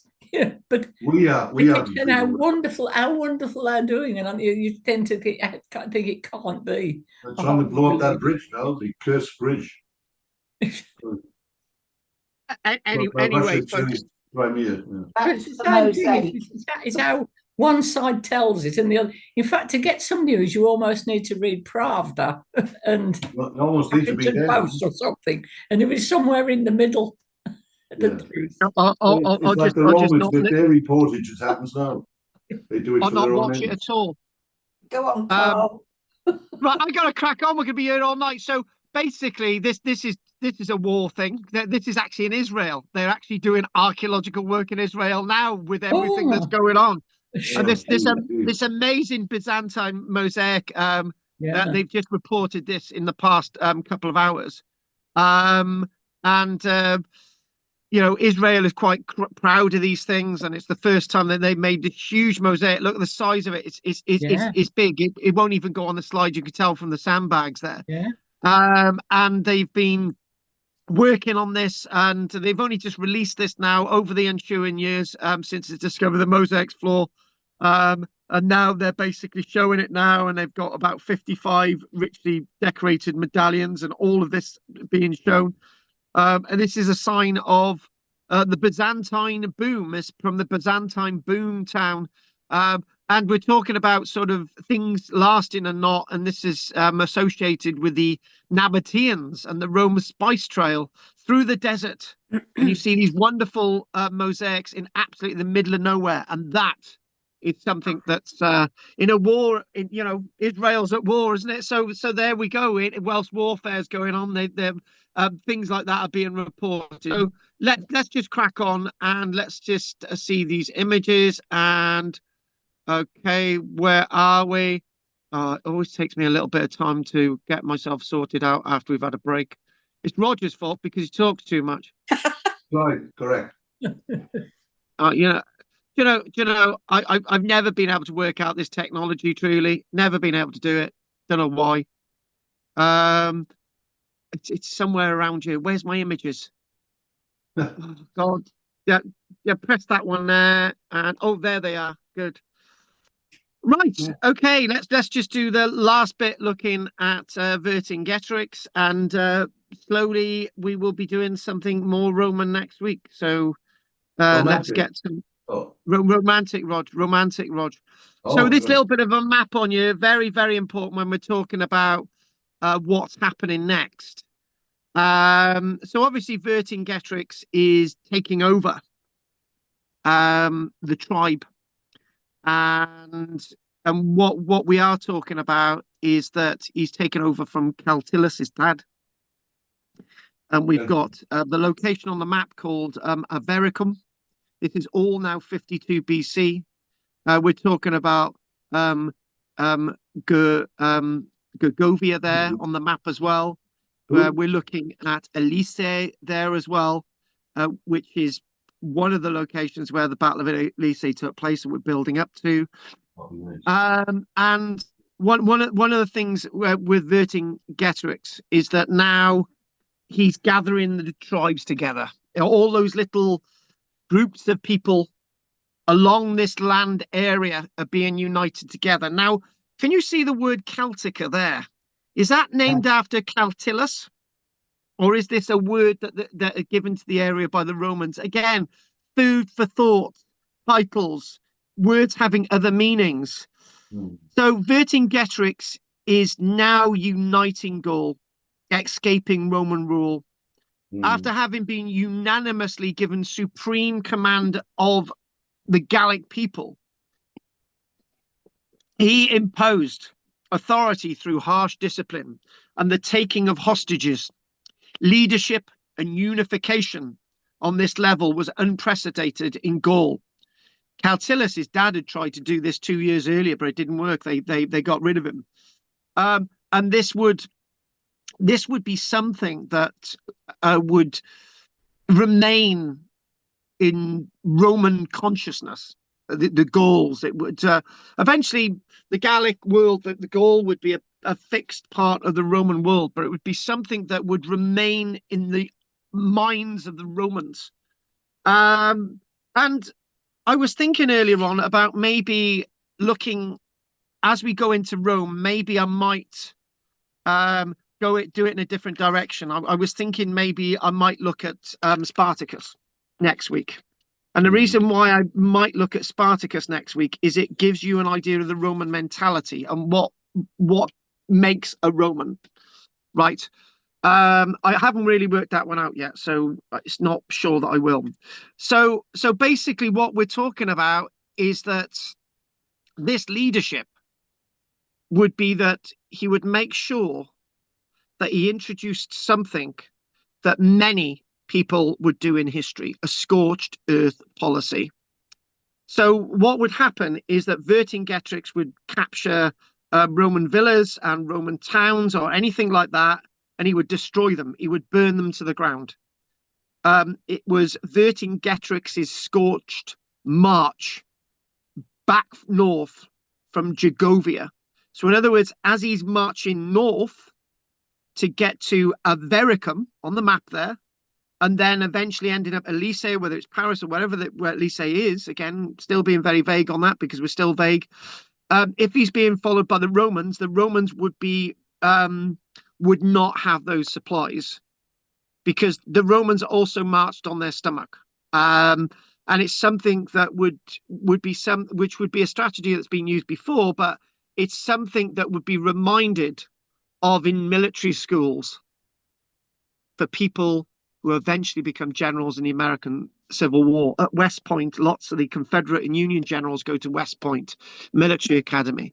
So when the American Civil War starts in late 1860 with the first secession of the state and eventually properly in 1861 where the war actually starts, scorched earth policy is something that the Confederacy and the Union used well. And also, if you remember the film Gone with the Wind with Clark Gable, you think of, I love that film, you think of Atlanta, nice, and then there's the Sherman marching all the way through Georgia, all the way to the sea, right? And it would be a scorched earth policy. And that's something that they learned at West Point from the campaigning of Vercingetorix involving the scorched earth policy. So this place known as Avaricum, which again will make that a bit bigger on the map. Avaricum, a Gallic settlement directly in Caesar's past, was spared by the likes of Vercingetorix. And why? It wasn't burned down to the ground. And why? Because Vercingetorix thought Avaricum would be his city if they did manage to kick the Romans out forever. Due to the town's strong natural defensive terrain and apparently strong man-made reinforced defenses, Vercingetorix decided against razing and burning it. Leaving the town to its fate, Vercingetorix camped well outside of Avaricum and focused on conducting harassing engagements of the advancing Roman units. So in other words, the Romans would want to get to Avaricum, but the likes of Vercingetorix would make it very difficult for the Romans to capture it. Now, this is a really interesting point. Julius Caesar, mind my French, was getting a bit peed off with Vercingetorix. He'd been defeated by Vercingetorix at Gergovia. He needed to defeat Vercingetorix, but Vercingetorix was making it very difficult for him to be defeated because he was retreating and he was destroying everything before Julius Caesar got there, except for Avaricum. And what happened at Avaricum was really interesting. What happened at Avaricum would be what would be happening at Elysia. Avaricum, however, the Romans laid siege and eventually captured the capital, except when the Romans had captured it after 25 days of siege, the Romans were hungry. They had run out of supplies. They'd labored on siege works around the site. In revenge, the entire population of Avaricum, all the native Gallic people, 40,000 Gauls were slaughtered. 40,000, leaving about 800 alive. the entire population. This city of Aviricum would have been a big city at the time for a native people. Remember, the population of Rome was 1 million, but the point is Aviricum was a big city at the time for the native people. We wouldn't see anything like that in Britain. This was big. So after these two, Jagovia in a way was the great Vercingetorix victory. Aviricum could be said to be also a neutral thing, you know, because Vercingetorix didn't burn it to the ground. It wore out the Romans. And then basically what we're talking about, we've got to think now that Vercingetorix would then try to move to Alesia. And there's on the map, it could be Paris, it could be a number of other localities. And what Vercingetorix thought, right? And if this is how much of this is true or whatever, if he holds up his troops, his army on that plateau, he could wear out the Romans. He could wear out their supplies. He could ask for help, and the Romans wouldn't know what to do, except the Romans knew this way of fighting. What the Romans would do, they would build two sets of defenses. They would build a set of defenses directly around the central plateau, and they would build another set of defenses to stop anyone attacking the Romans from behind and stopping those people raising the siege or stopping the siege of Alesia, right? So in other words, the people who were going to come to help the likes of Vercingetorix could not get to Vercingetorix. So in other words, there were two Roman armies, one besieging Alesia and the other one's defending the Romans behind. So in other words, if anyone was then to attack, they would be stopped by the Romans. They could not get in, right? That's the point. The Romans had two sets of defenses. And this was the mastery of Julius Caesar's. This was the mastery of Julius Caesar. Tens of thousands of Gauls would try to get to Alesia to try and help Vercingetorix. So with the Romans circumvation of this, that's the circumvation, surrounded this would basically they expected that Vercingetorix had sent out help. In fact, there was a whole army from Britannia, an anti-Roman army that had been raised, which was heading to Alesia. So the Gallic relief came in insufficient numbers. Vercingetorix, the tactical leader, was cut off from those on the inside, and without his guidance, the attacks were initially unsuccessful.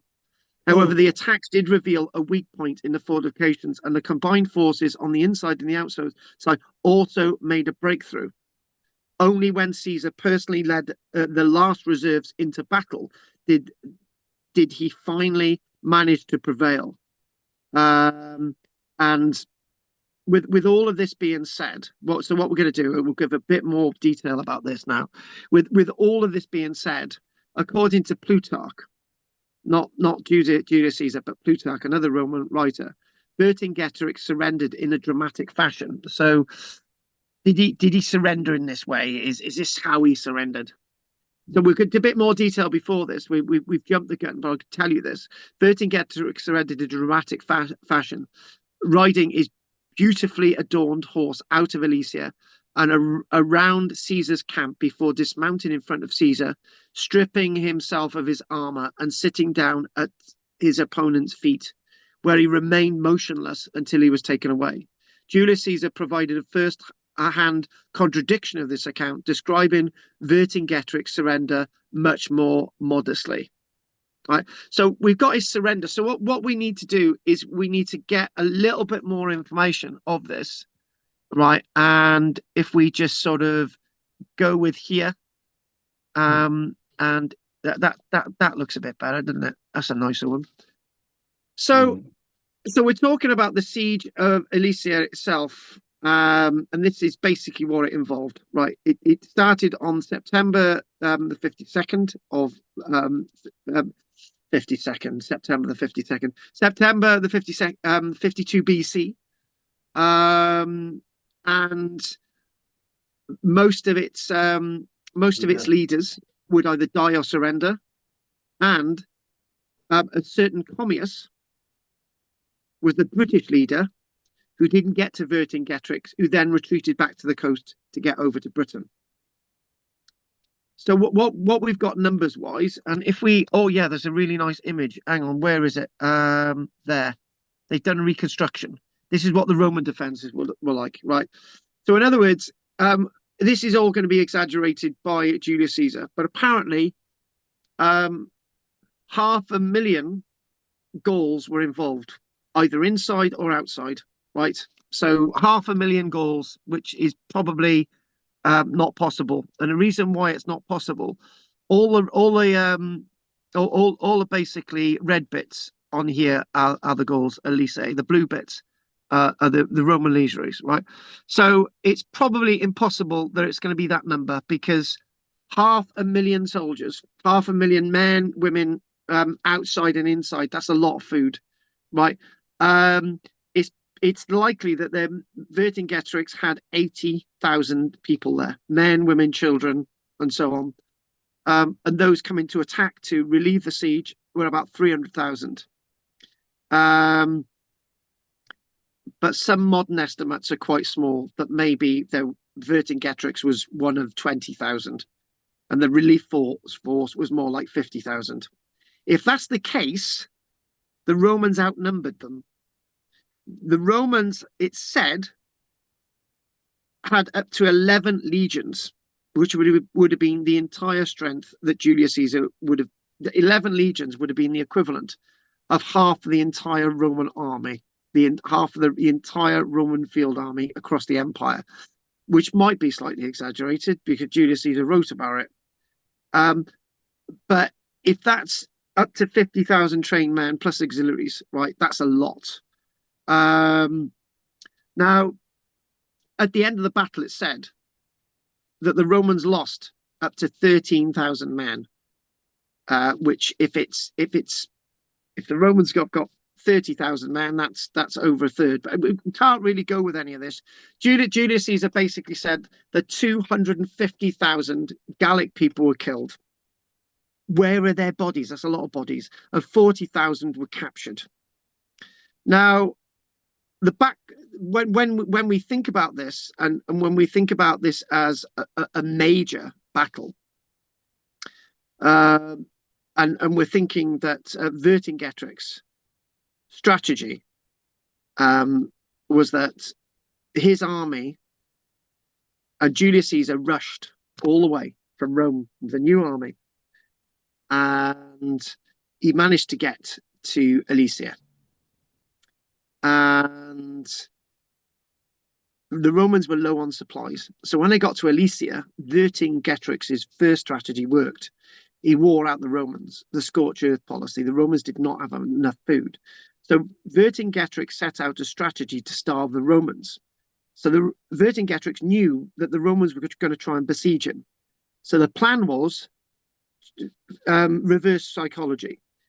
If the Romans are going to besiege you, and there's 30, 40, 50,000 of them, they need food, right? And they're going to run out of food before you run out of food. So he avoided attacking the Romans outright. And this is the location, Alesia, where he would be. So the siege itself was that Alesia itself, and obviously the Roman cavalry is not going to be no good at Alesia. So the likes of Vercingetorix, he was completely buoyed up by this whole thing. You know, he's defeated the Romans. You know, it was a great victory. And Vercingetorix really wanted to draw the Romans into a trap. He believed that he knew this was going to happen, that the Romans would have these defenses, but he would have an army that would then attack the Romans from behind. and then he would then attack the Romans from the front. But you know what? I thought of something wrong with this whole thing, right? And I was just thinking that today. I just thought, hang on a minute, right? If you're building these defenses all around Alesia and you're under attack all the time, how are you able to do this? How are you able to send soldiers out to dig this? So I'm slightly suspicious. I'm really slightly suspicious of this element of the story, right? Vercingetorix was constantly sending out messages for people to help him. But he misjudged the Romans. Something in all of this, he misjudged the Romans. So if any of this is based on factuality, right, then he did misjudge the Romans. Although modern archaeology suggests that Caesar's preparations were not as complete as this, it is apparently that Caesar laid out some truly incredible siege works. Over the span of a month, some 25 miles of fortification were built. How were you able to do that if you're being rained at by spears and stuff? I don't know. They included a trench for soldiers, an anti-cavalry moat, towers at regular intervals, as you've got there. The black things there are booby traps in front of the trenches. The fortifications were dug in two lines, internally and externally, one to protect from the defenders and one to protect from the relievers. If the archaeological evidence that we have found that might be Alesia suggests the lines were not continuous as Julius Caesar claims. If that's the case, then this is all going to fall down, and made much use of the local terrain. And maybe, however we look at this, Vercingetorix's relieving army arrived quickly, yet concerted coordinated attacks by both the defenders and the reliever the relieving forces outside failed to oust the Romans. Alesia already existed as a fortified settlement on a lofty hill with two rivers on two different sides.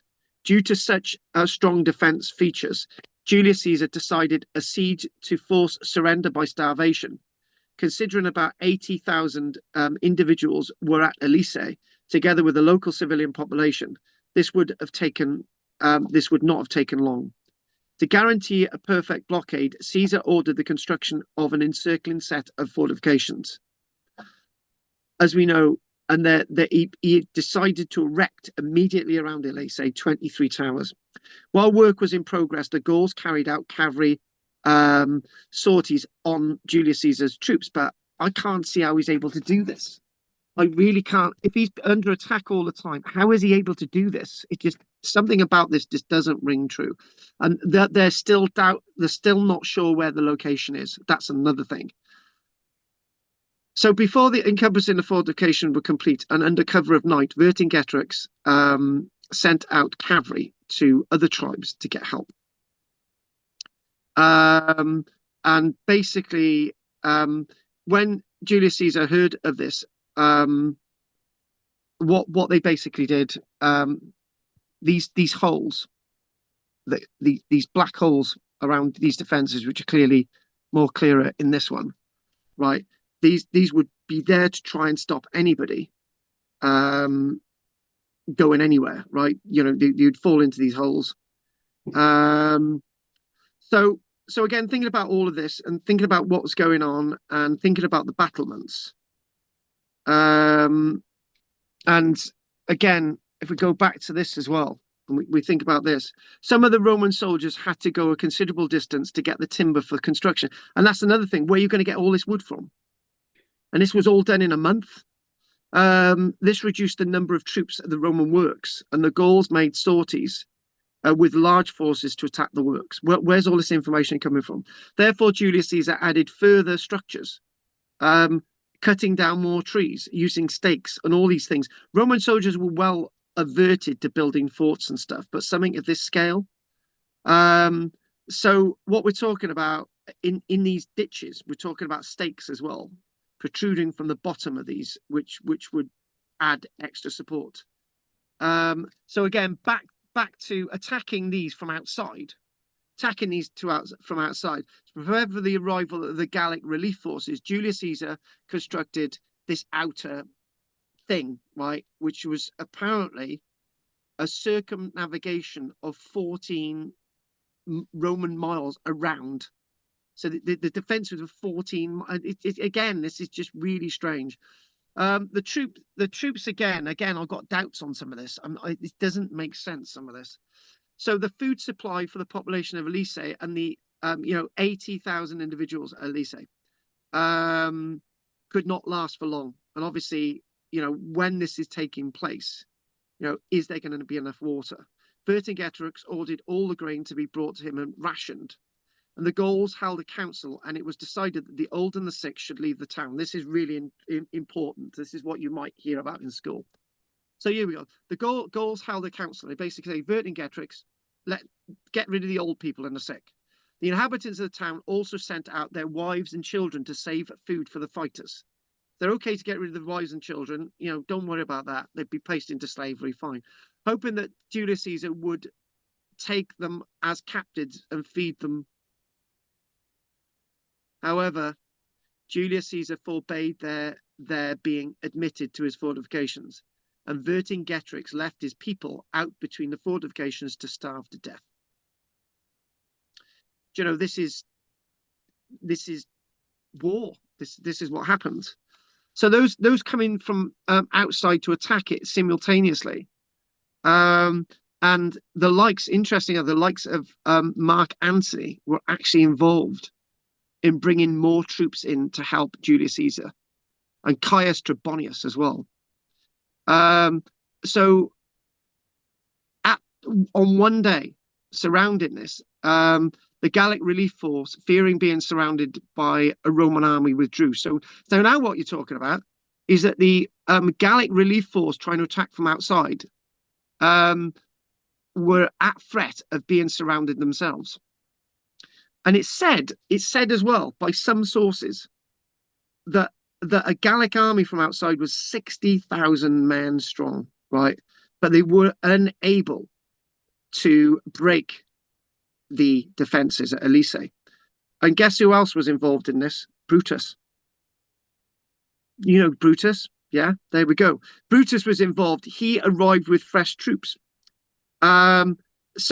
So what's happening all the time is that it's not sure what's going on. The besieged Gauls were constantly coming and going, and what the Romans had an advantage of, and we're nearly at the end. What the Romans had an advantage of was that there's good old Julius Caesar. Was that they had cavalry, and now they were bringing up supplies of food from Rome as well. So after multiple attacks, the Gauls realized that they could not overrun the truly impressive Roman works. So they couldn't break through any of this from outside. They couldn't break through any of this from the inside or outside.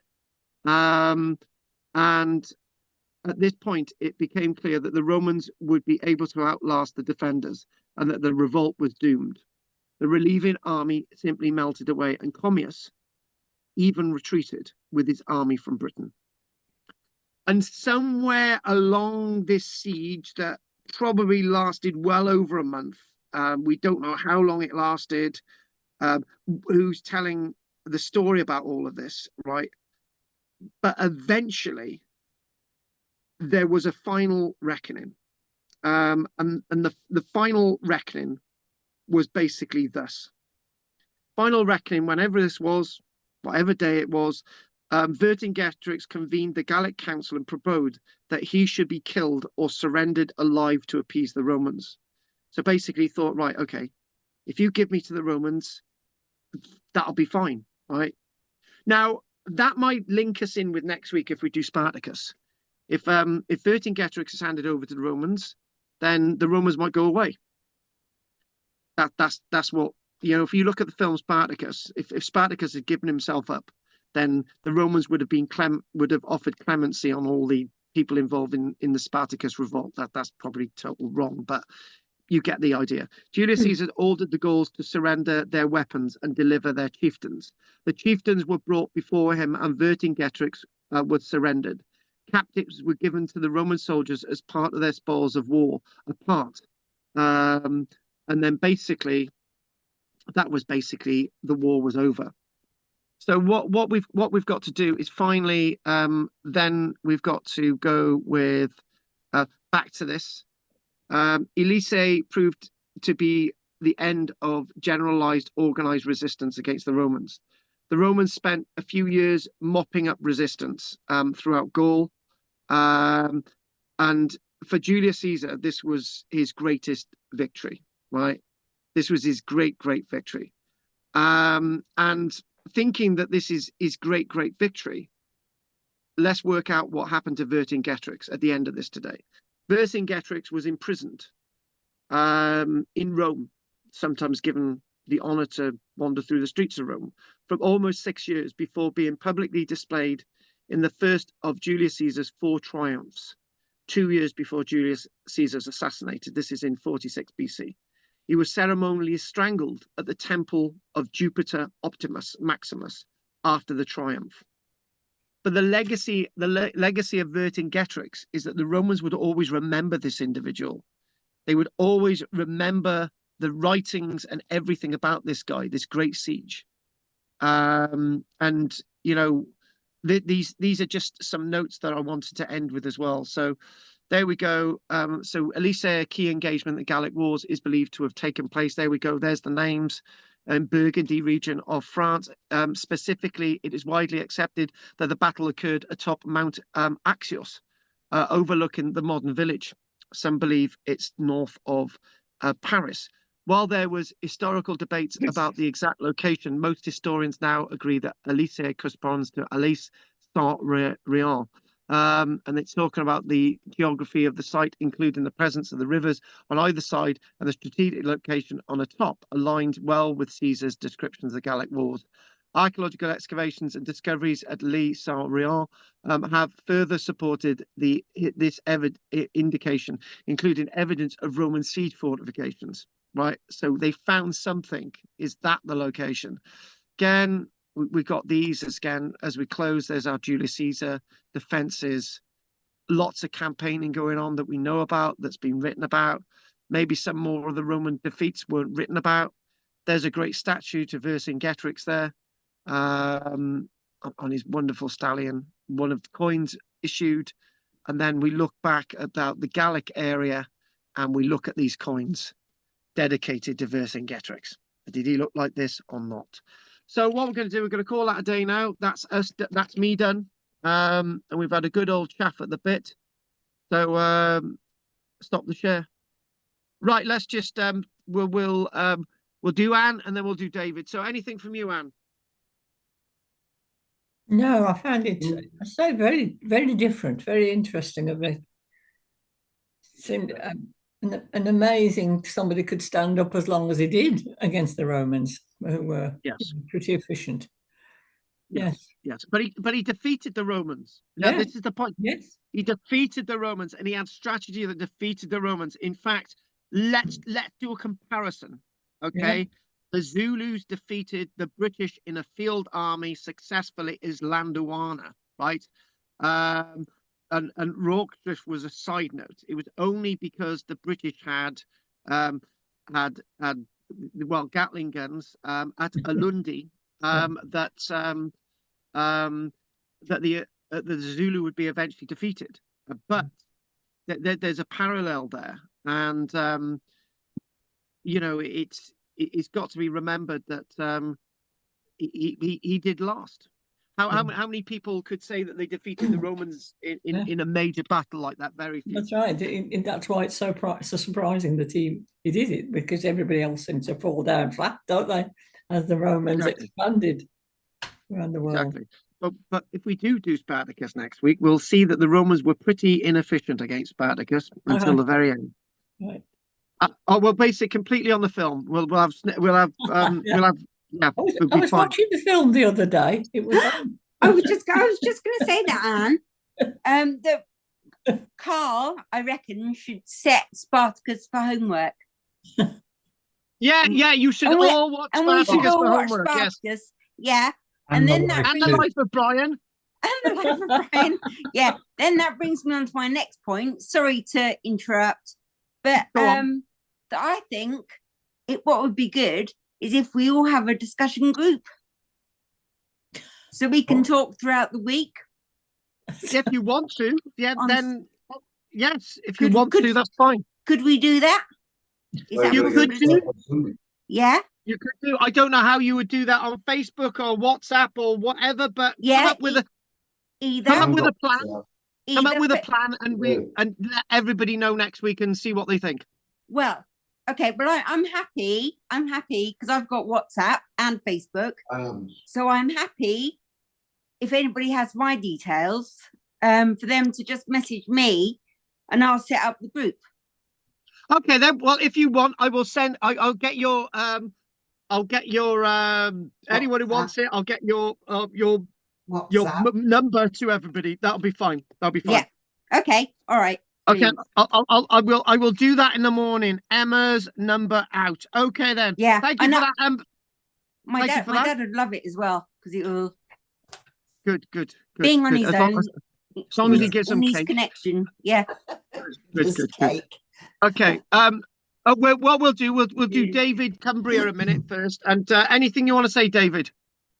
No. Why would the British want to go onto the continent? I've never heard of it before. Yeah, well, this is David. Let's have this little discussion a minute. So what we've got is what I've done is that one of the reasons why Julius Caesar came over to Britain in the first place was that in 56 BC the Britons were supplying swords. We've got evidence of swords being provided by the British to the Gauls to fight against the Romans before 56 BC. We're not just got the writing on that, David. We've got the archaeological evidence. We got iron swords, British iron on the continent. So that's a fact. Can I interrupt with that? Hang on a minute. Let me finish. So, therefore, Julius Caesar sees these weapons. He writes about these weapons. We've got the archaeological evidence. It all ties in. The history, the archaeology runs along the same time. And then what happens is Julius Caesar wants to stop the Britons, right, helping the Gauls fight. And then we know that Commius, who had for a while been sided with the Romans, turns against the Romans and brings an army of Britons over, not just swords, but Britons, actually British warriors, to fight the Romans, right? To relieve the siege at Elysee, right? Now, stay there a minute, David. What were you going to say with that, Judith? That's what those things were. You know, they said they were, oh my God, they said they were currency bars, were they? Because like, they were swords, weren't they? They were half-finished swords.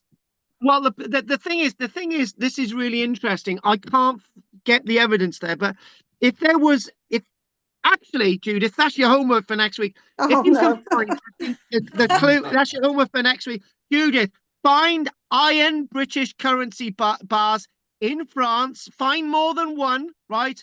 And that might be the iron currency bars are sent over by the British to help the Gallic people, not just swords, but iron currency bars to be melted down, right? That's the archaeological evidence. They did flattening out. Yeah, and all you need to hammer them, flatten them out, you know, and anneal them and hammer them, and that's fine. Yeah. So in other words, what the interesting thing is, David, right? The interesting thing is, the Romans don't punish the Britons. They don't re-invade Britain for quite some time, right? They should have. They should have punished the Britons, but they don't re-invade, and that's I think Julius Caesar realised that maybe actually. David, you just opened a can of worms then. A can of worms is that Julius Caesar realized that another invasion of Britain would not work, right?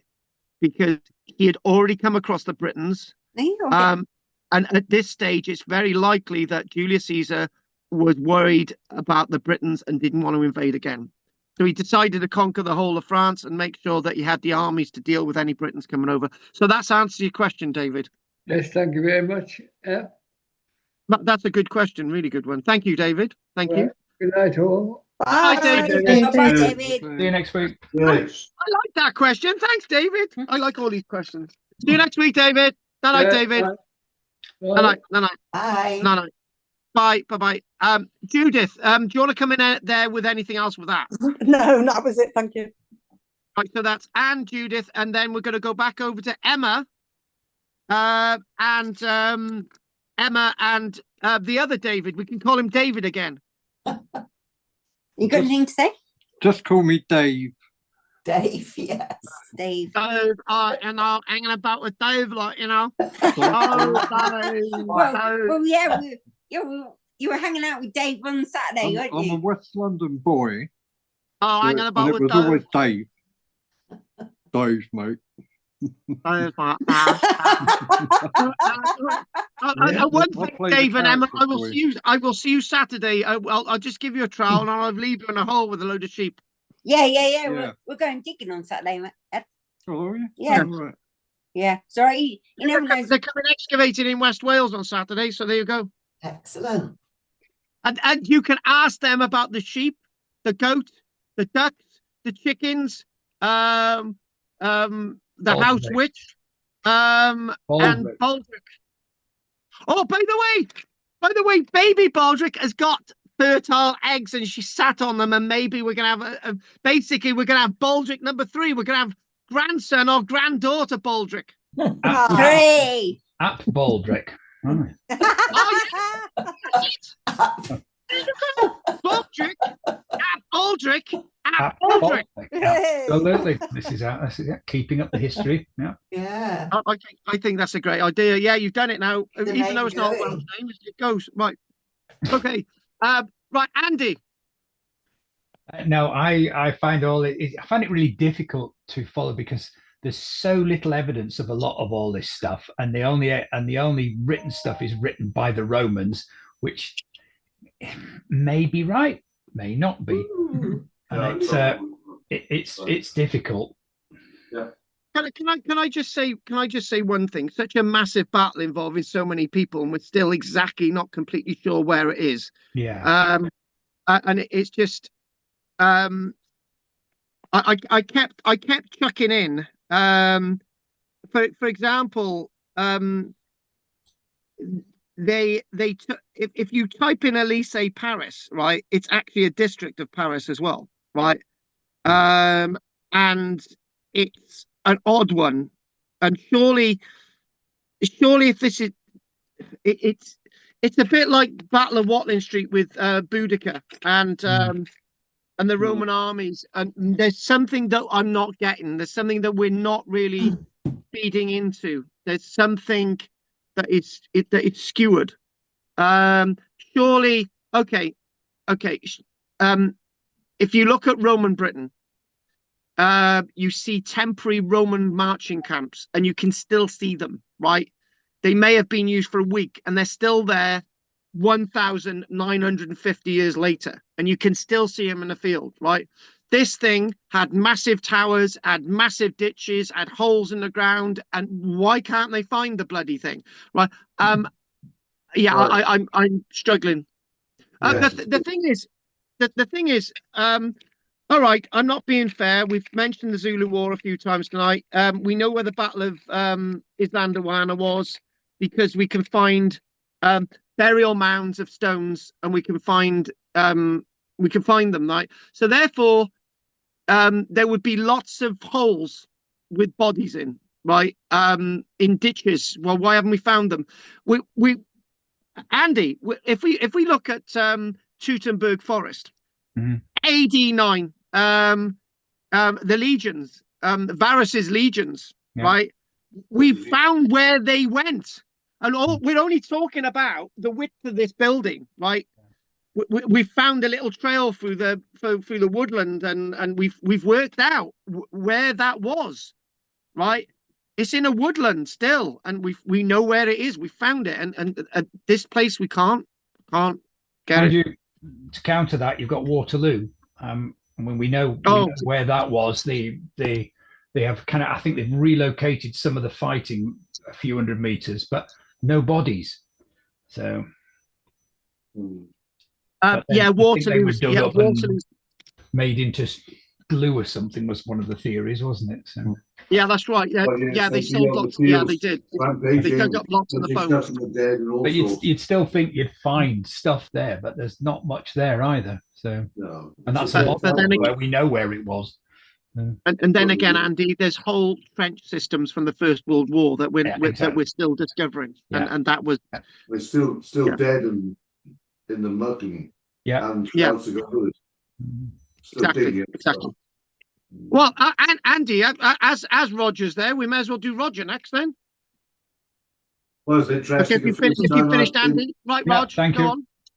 Been into this sort of history, and on first sight, building a huge double perimeter. I know it's over a month. Well, you won't do that with the type of thing, because look at the quantity of wood.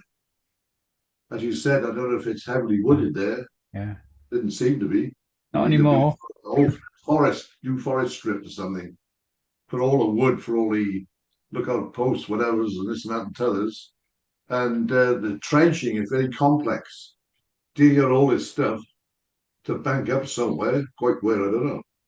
But I don't know if what they usually did was sort of stockades and sort of a trench which is steeply sloping on one side and gentle on the other, so you couldn't climb up it on the outward side and stuff like this. But to have all that, it's a fancy, almost a Hollywood creation, what we've seen there. And I think, well, I think it was too much too soon to do all that. And although all the troops were trained in various things to do the trades and stuff, they could do things, but it's an awful lot of doing and exhausting the troops when there could be a break on any time from the hill. Yeah, it seems a bit too much. I feel it's a bit too much. It's not. Ring through is too much for the time. You wouldn't be. Would you need to go into that? All you need to do is slow them down enough so you can kill them. But the double and a ditch pit here, pits and outlook. It's a lot, and you're being attacked all the time. Okay, if you, if you're being attacked from outside, right? Yeah. How are you going to be able to build those defenses? It's like, it doesn't. It doesn't make sense. Yeah. They burn up those and then the men are going to be tired. They're going to have to be up all night. All these bloody things. There's something missing. Keeping the troops, which you don't want. Well, keep them active. This is a thing like they did everywhere. Keep them on the go as they do now. Not just hanging around, sitting around because nothing happening in a week. Keep them running, building this, even if it's just building for the sake of building, take it down, build it again. Keep them active. Keep them fit and strong. But if you're being attacked, training all the time, and then lookout tower. You don't need a fancy lookout tower for a lookout. You get it into a tree, high tree, and put a small tree house there or something. That's it. You know what I mean? It's something.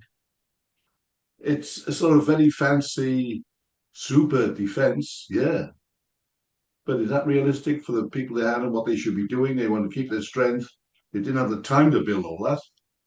Again, the point is with this is that everything that we do about the Romans now question every single detail.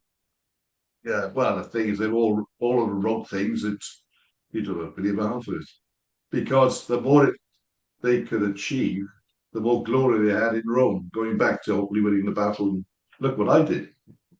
The greater the effort, well, the more they get out of it. So exactly. And forget about the facts. Just make it up. And it's interesting. You say they can't find any remnant of anything anywhere. Not anything specific. And that is the problem. And that is the problem.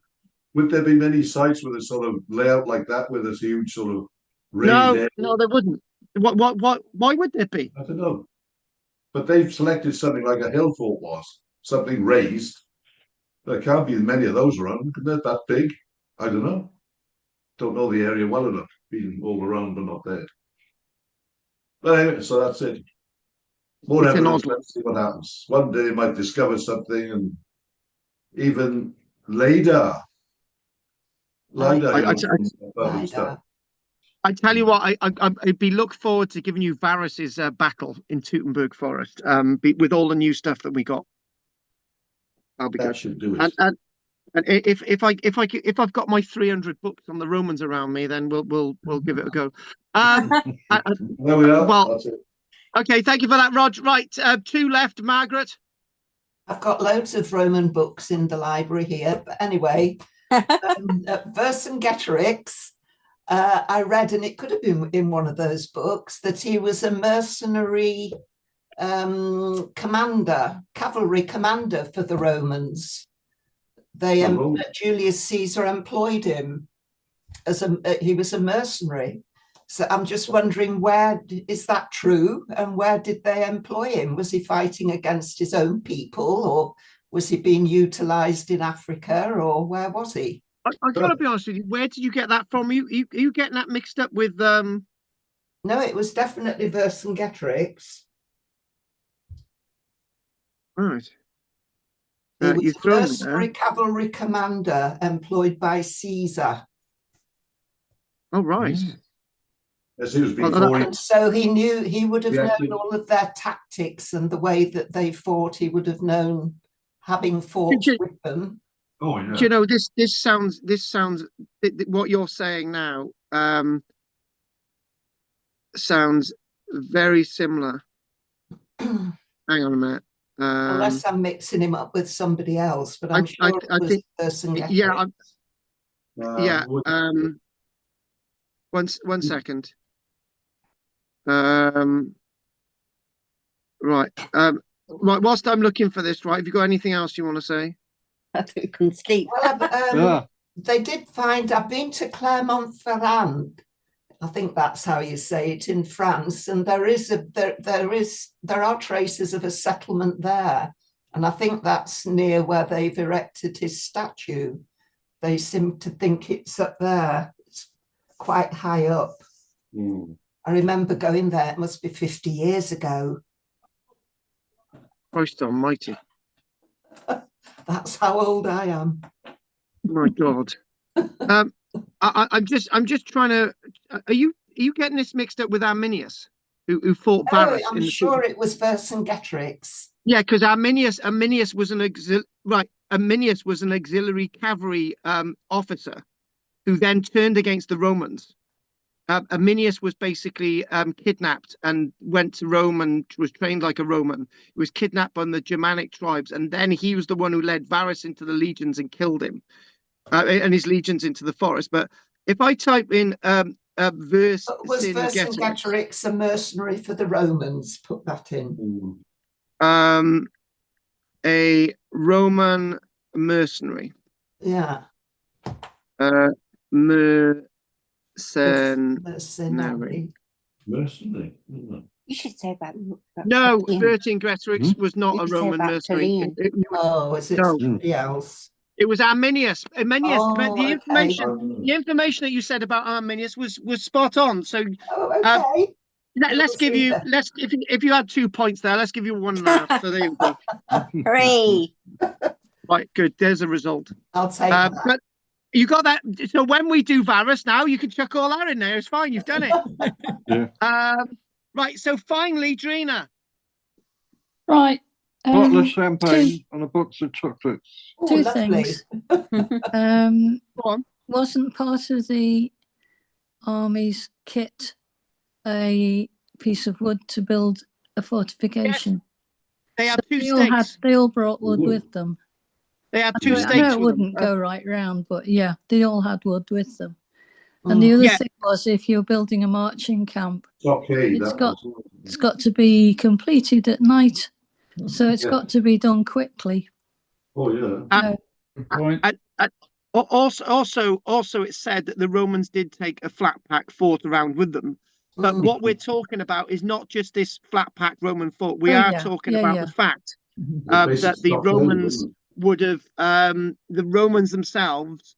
We're not talking about the Romans having the ability to build a miniature fort for them overnight. We're talking about them building the rest of it. That's what we're talking about. Yeah.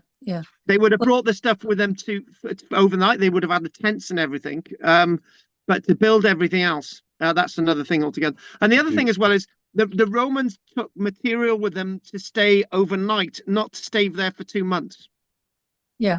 So that makes the situation a little bit more complex. Yeah, true. Yes. So, right. Okay, then.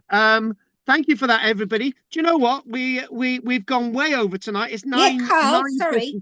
Yeah, go on quickly. Go on. Can I just say to Roger, because I know he's without transport, that if he wants to come to Cowbridge at the end of the month or next Saturday to West Wales, I'll very happily pick him up on the way. Right, I'm not sure because I might be going away myself. So, what are the dates again, Carl? Oh, well, so when is the excavation? Is it this Saturday? Yeah. No, yeah, it's this Saturday. Good job, somebody knows. That's news to me as well. Dad, you just do what I say. No, not this. I won't be 2 days too early. Oh, okay. Well, I'm sure we can do it again, Thanks Roger. And the anyway, walk to Cowbridge is Thanks. at the end of the month. The end of the month. Well, I might be away. It depends on Jill with sorting out things because of her treatments and stuff. And now we both got all this. I tell you what, I'll swap Emma's number with you, and you could sort it amongst yourselves. Yeah. At the moment, I'll have to wait a bit until next week to know anything. Thanks. Anyway. Oh well, these dominating women, they're dominatrixes. Right. Okay then. I got no chance. I wouldn't want to say anything. Yeah, I wouldn't want to say anything either. But anyway, so right, let's see. Anything else? Anyone got anything else to say? Yes. Before we finish? No. I found something. Ooh. Oh, Judith! God, just at the end, just at the very end, give it to us. What appears to be iron bar currency was mentioned in Julius Caesar's Commentariae de Bello Gallico. There are variances in the surviving text, meaning that it's possible the original text was referring to iron ring money. However, iron bar currency is considered more likely in the light of archaeological discoveries. And that was his writings on fighting against the Gauls. Now, what you've got to do is specifically tell me of a site in France. Now you've got that where bar currency is being found. Oh, I'll come off the page. Oh no! You're basically there. So that's what we want next week. Yeah. Okay. All right. Yeah. Okay. Next week, I think. Homework, Judith. Yeah. Well done, Judith. She's done a bit. Proud of you, Judith. That's good. That's good. Okay then. Right. Anyone got anything else they want to say before we finish? No, thanks. No, that's all. Thank you. Okay then. Well, that's been a great one. It's been really good, and I'll have eaten the Madeira cake by next week. So Have you given a review? Have you eaten mine? I'll give you a review. Okay. What's that? Did you eat my cake I gave you? They went the next day. Thank you very much. I thought so. Yeah. I sat down and ate the whole one while I was doing some work. So okay then, many thanks everybody. We'll call it a night. So thank you, Drina, Emma, David, Roger, Anne, Nick, Judith, Andy, the Pope, and Margaret, and anybody else who knows me. Bye. Ciao, Bella. Bye. Cheers. Night. Right. Oh, I've got to turn off. Hold on. Night. No, it's still there. It's still there. Hold on. I'm still there. I'll fiddle about. Oh, see it. Got it. Right. Okay. Thank you, anybody who's been online tonight. Probably got the dodgy git on there. I don't know who else is on there. I tried to get my laptop in front of me going, but didn't have data for some reason. All right. So here we go.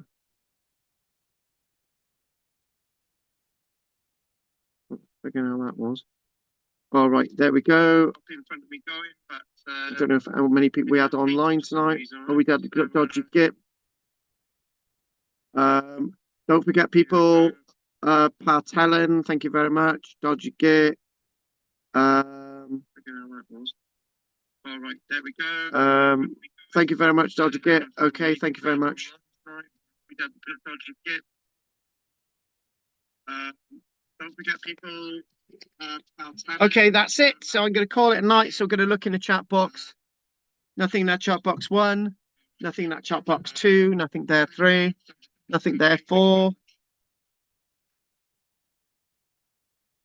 Okay. Nothing in that chat box there. Okay, that's it. So I'm going to call it a night. So I'm going to look in the chat box. Nothing in that chat box 1. Nothing in that chat box. Oh, hang on. I've got 2 things going on here. Oh my God. I can subscribe, folks. Nothing in there. Nothing chat box 1. Nothing chat box 2. Nothing chat box 3. Nothing 4. Nothing 5. Nothing 6. Nothing in that chat box 7. Nothing in that chat box 8. Nothing 9, 10, 11, 12, 13, 14, 15, 16, 17. Nothing there 1. Nothing in that window 2. Nothing there 3.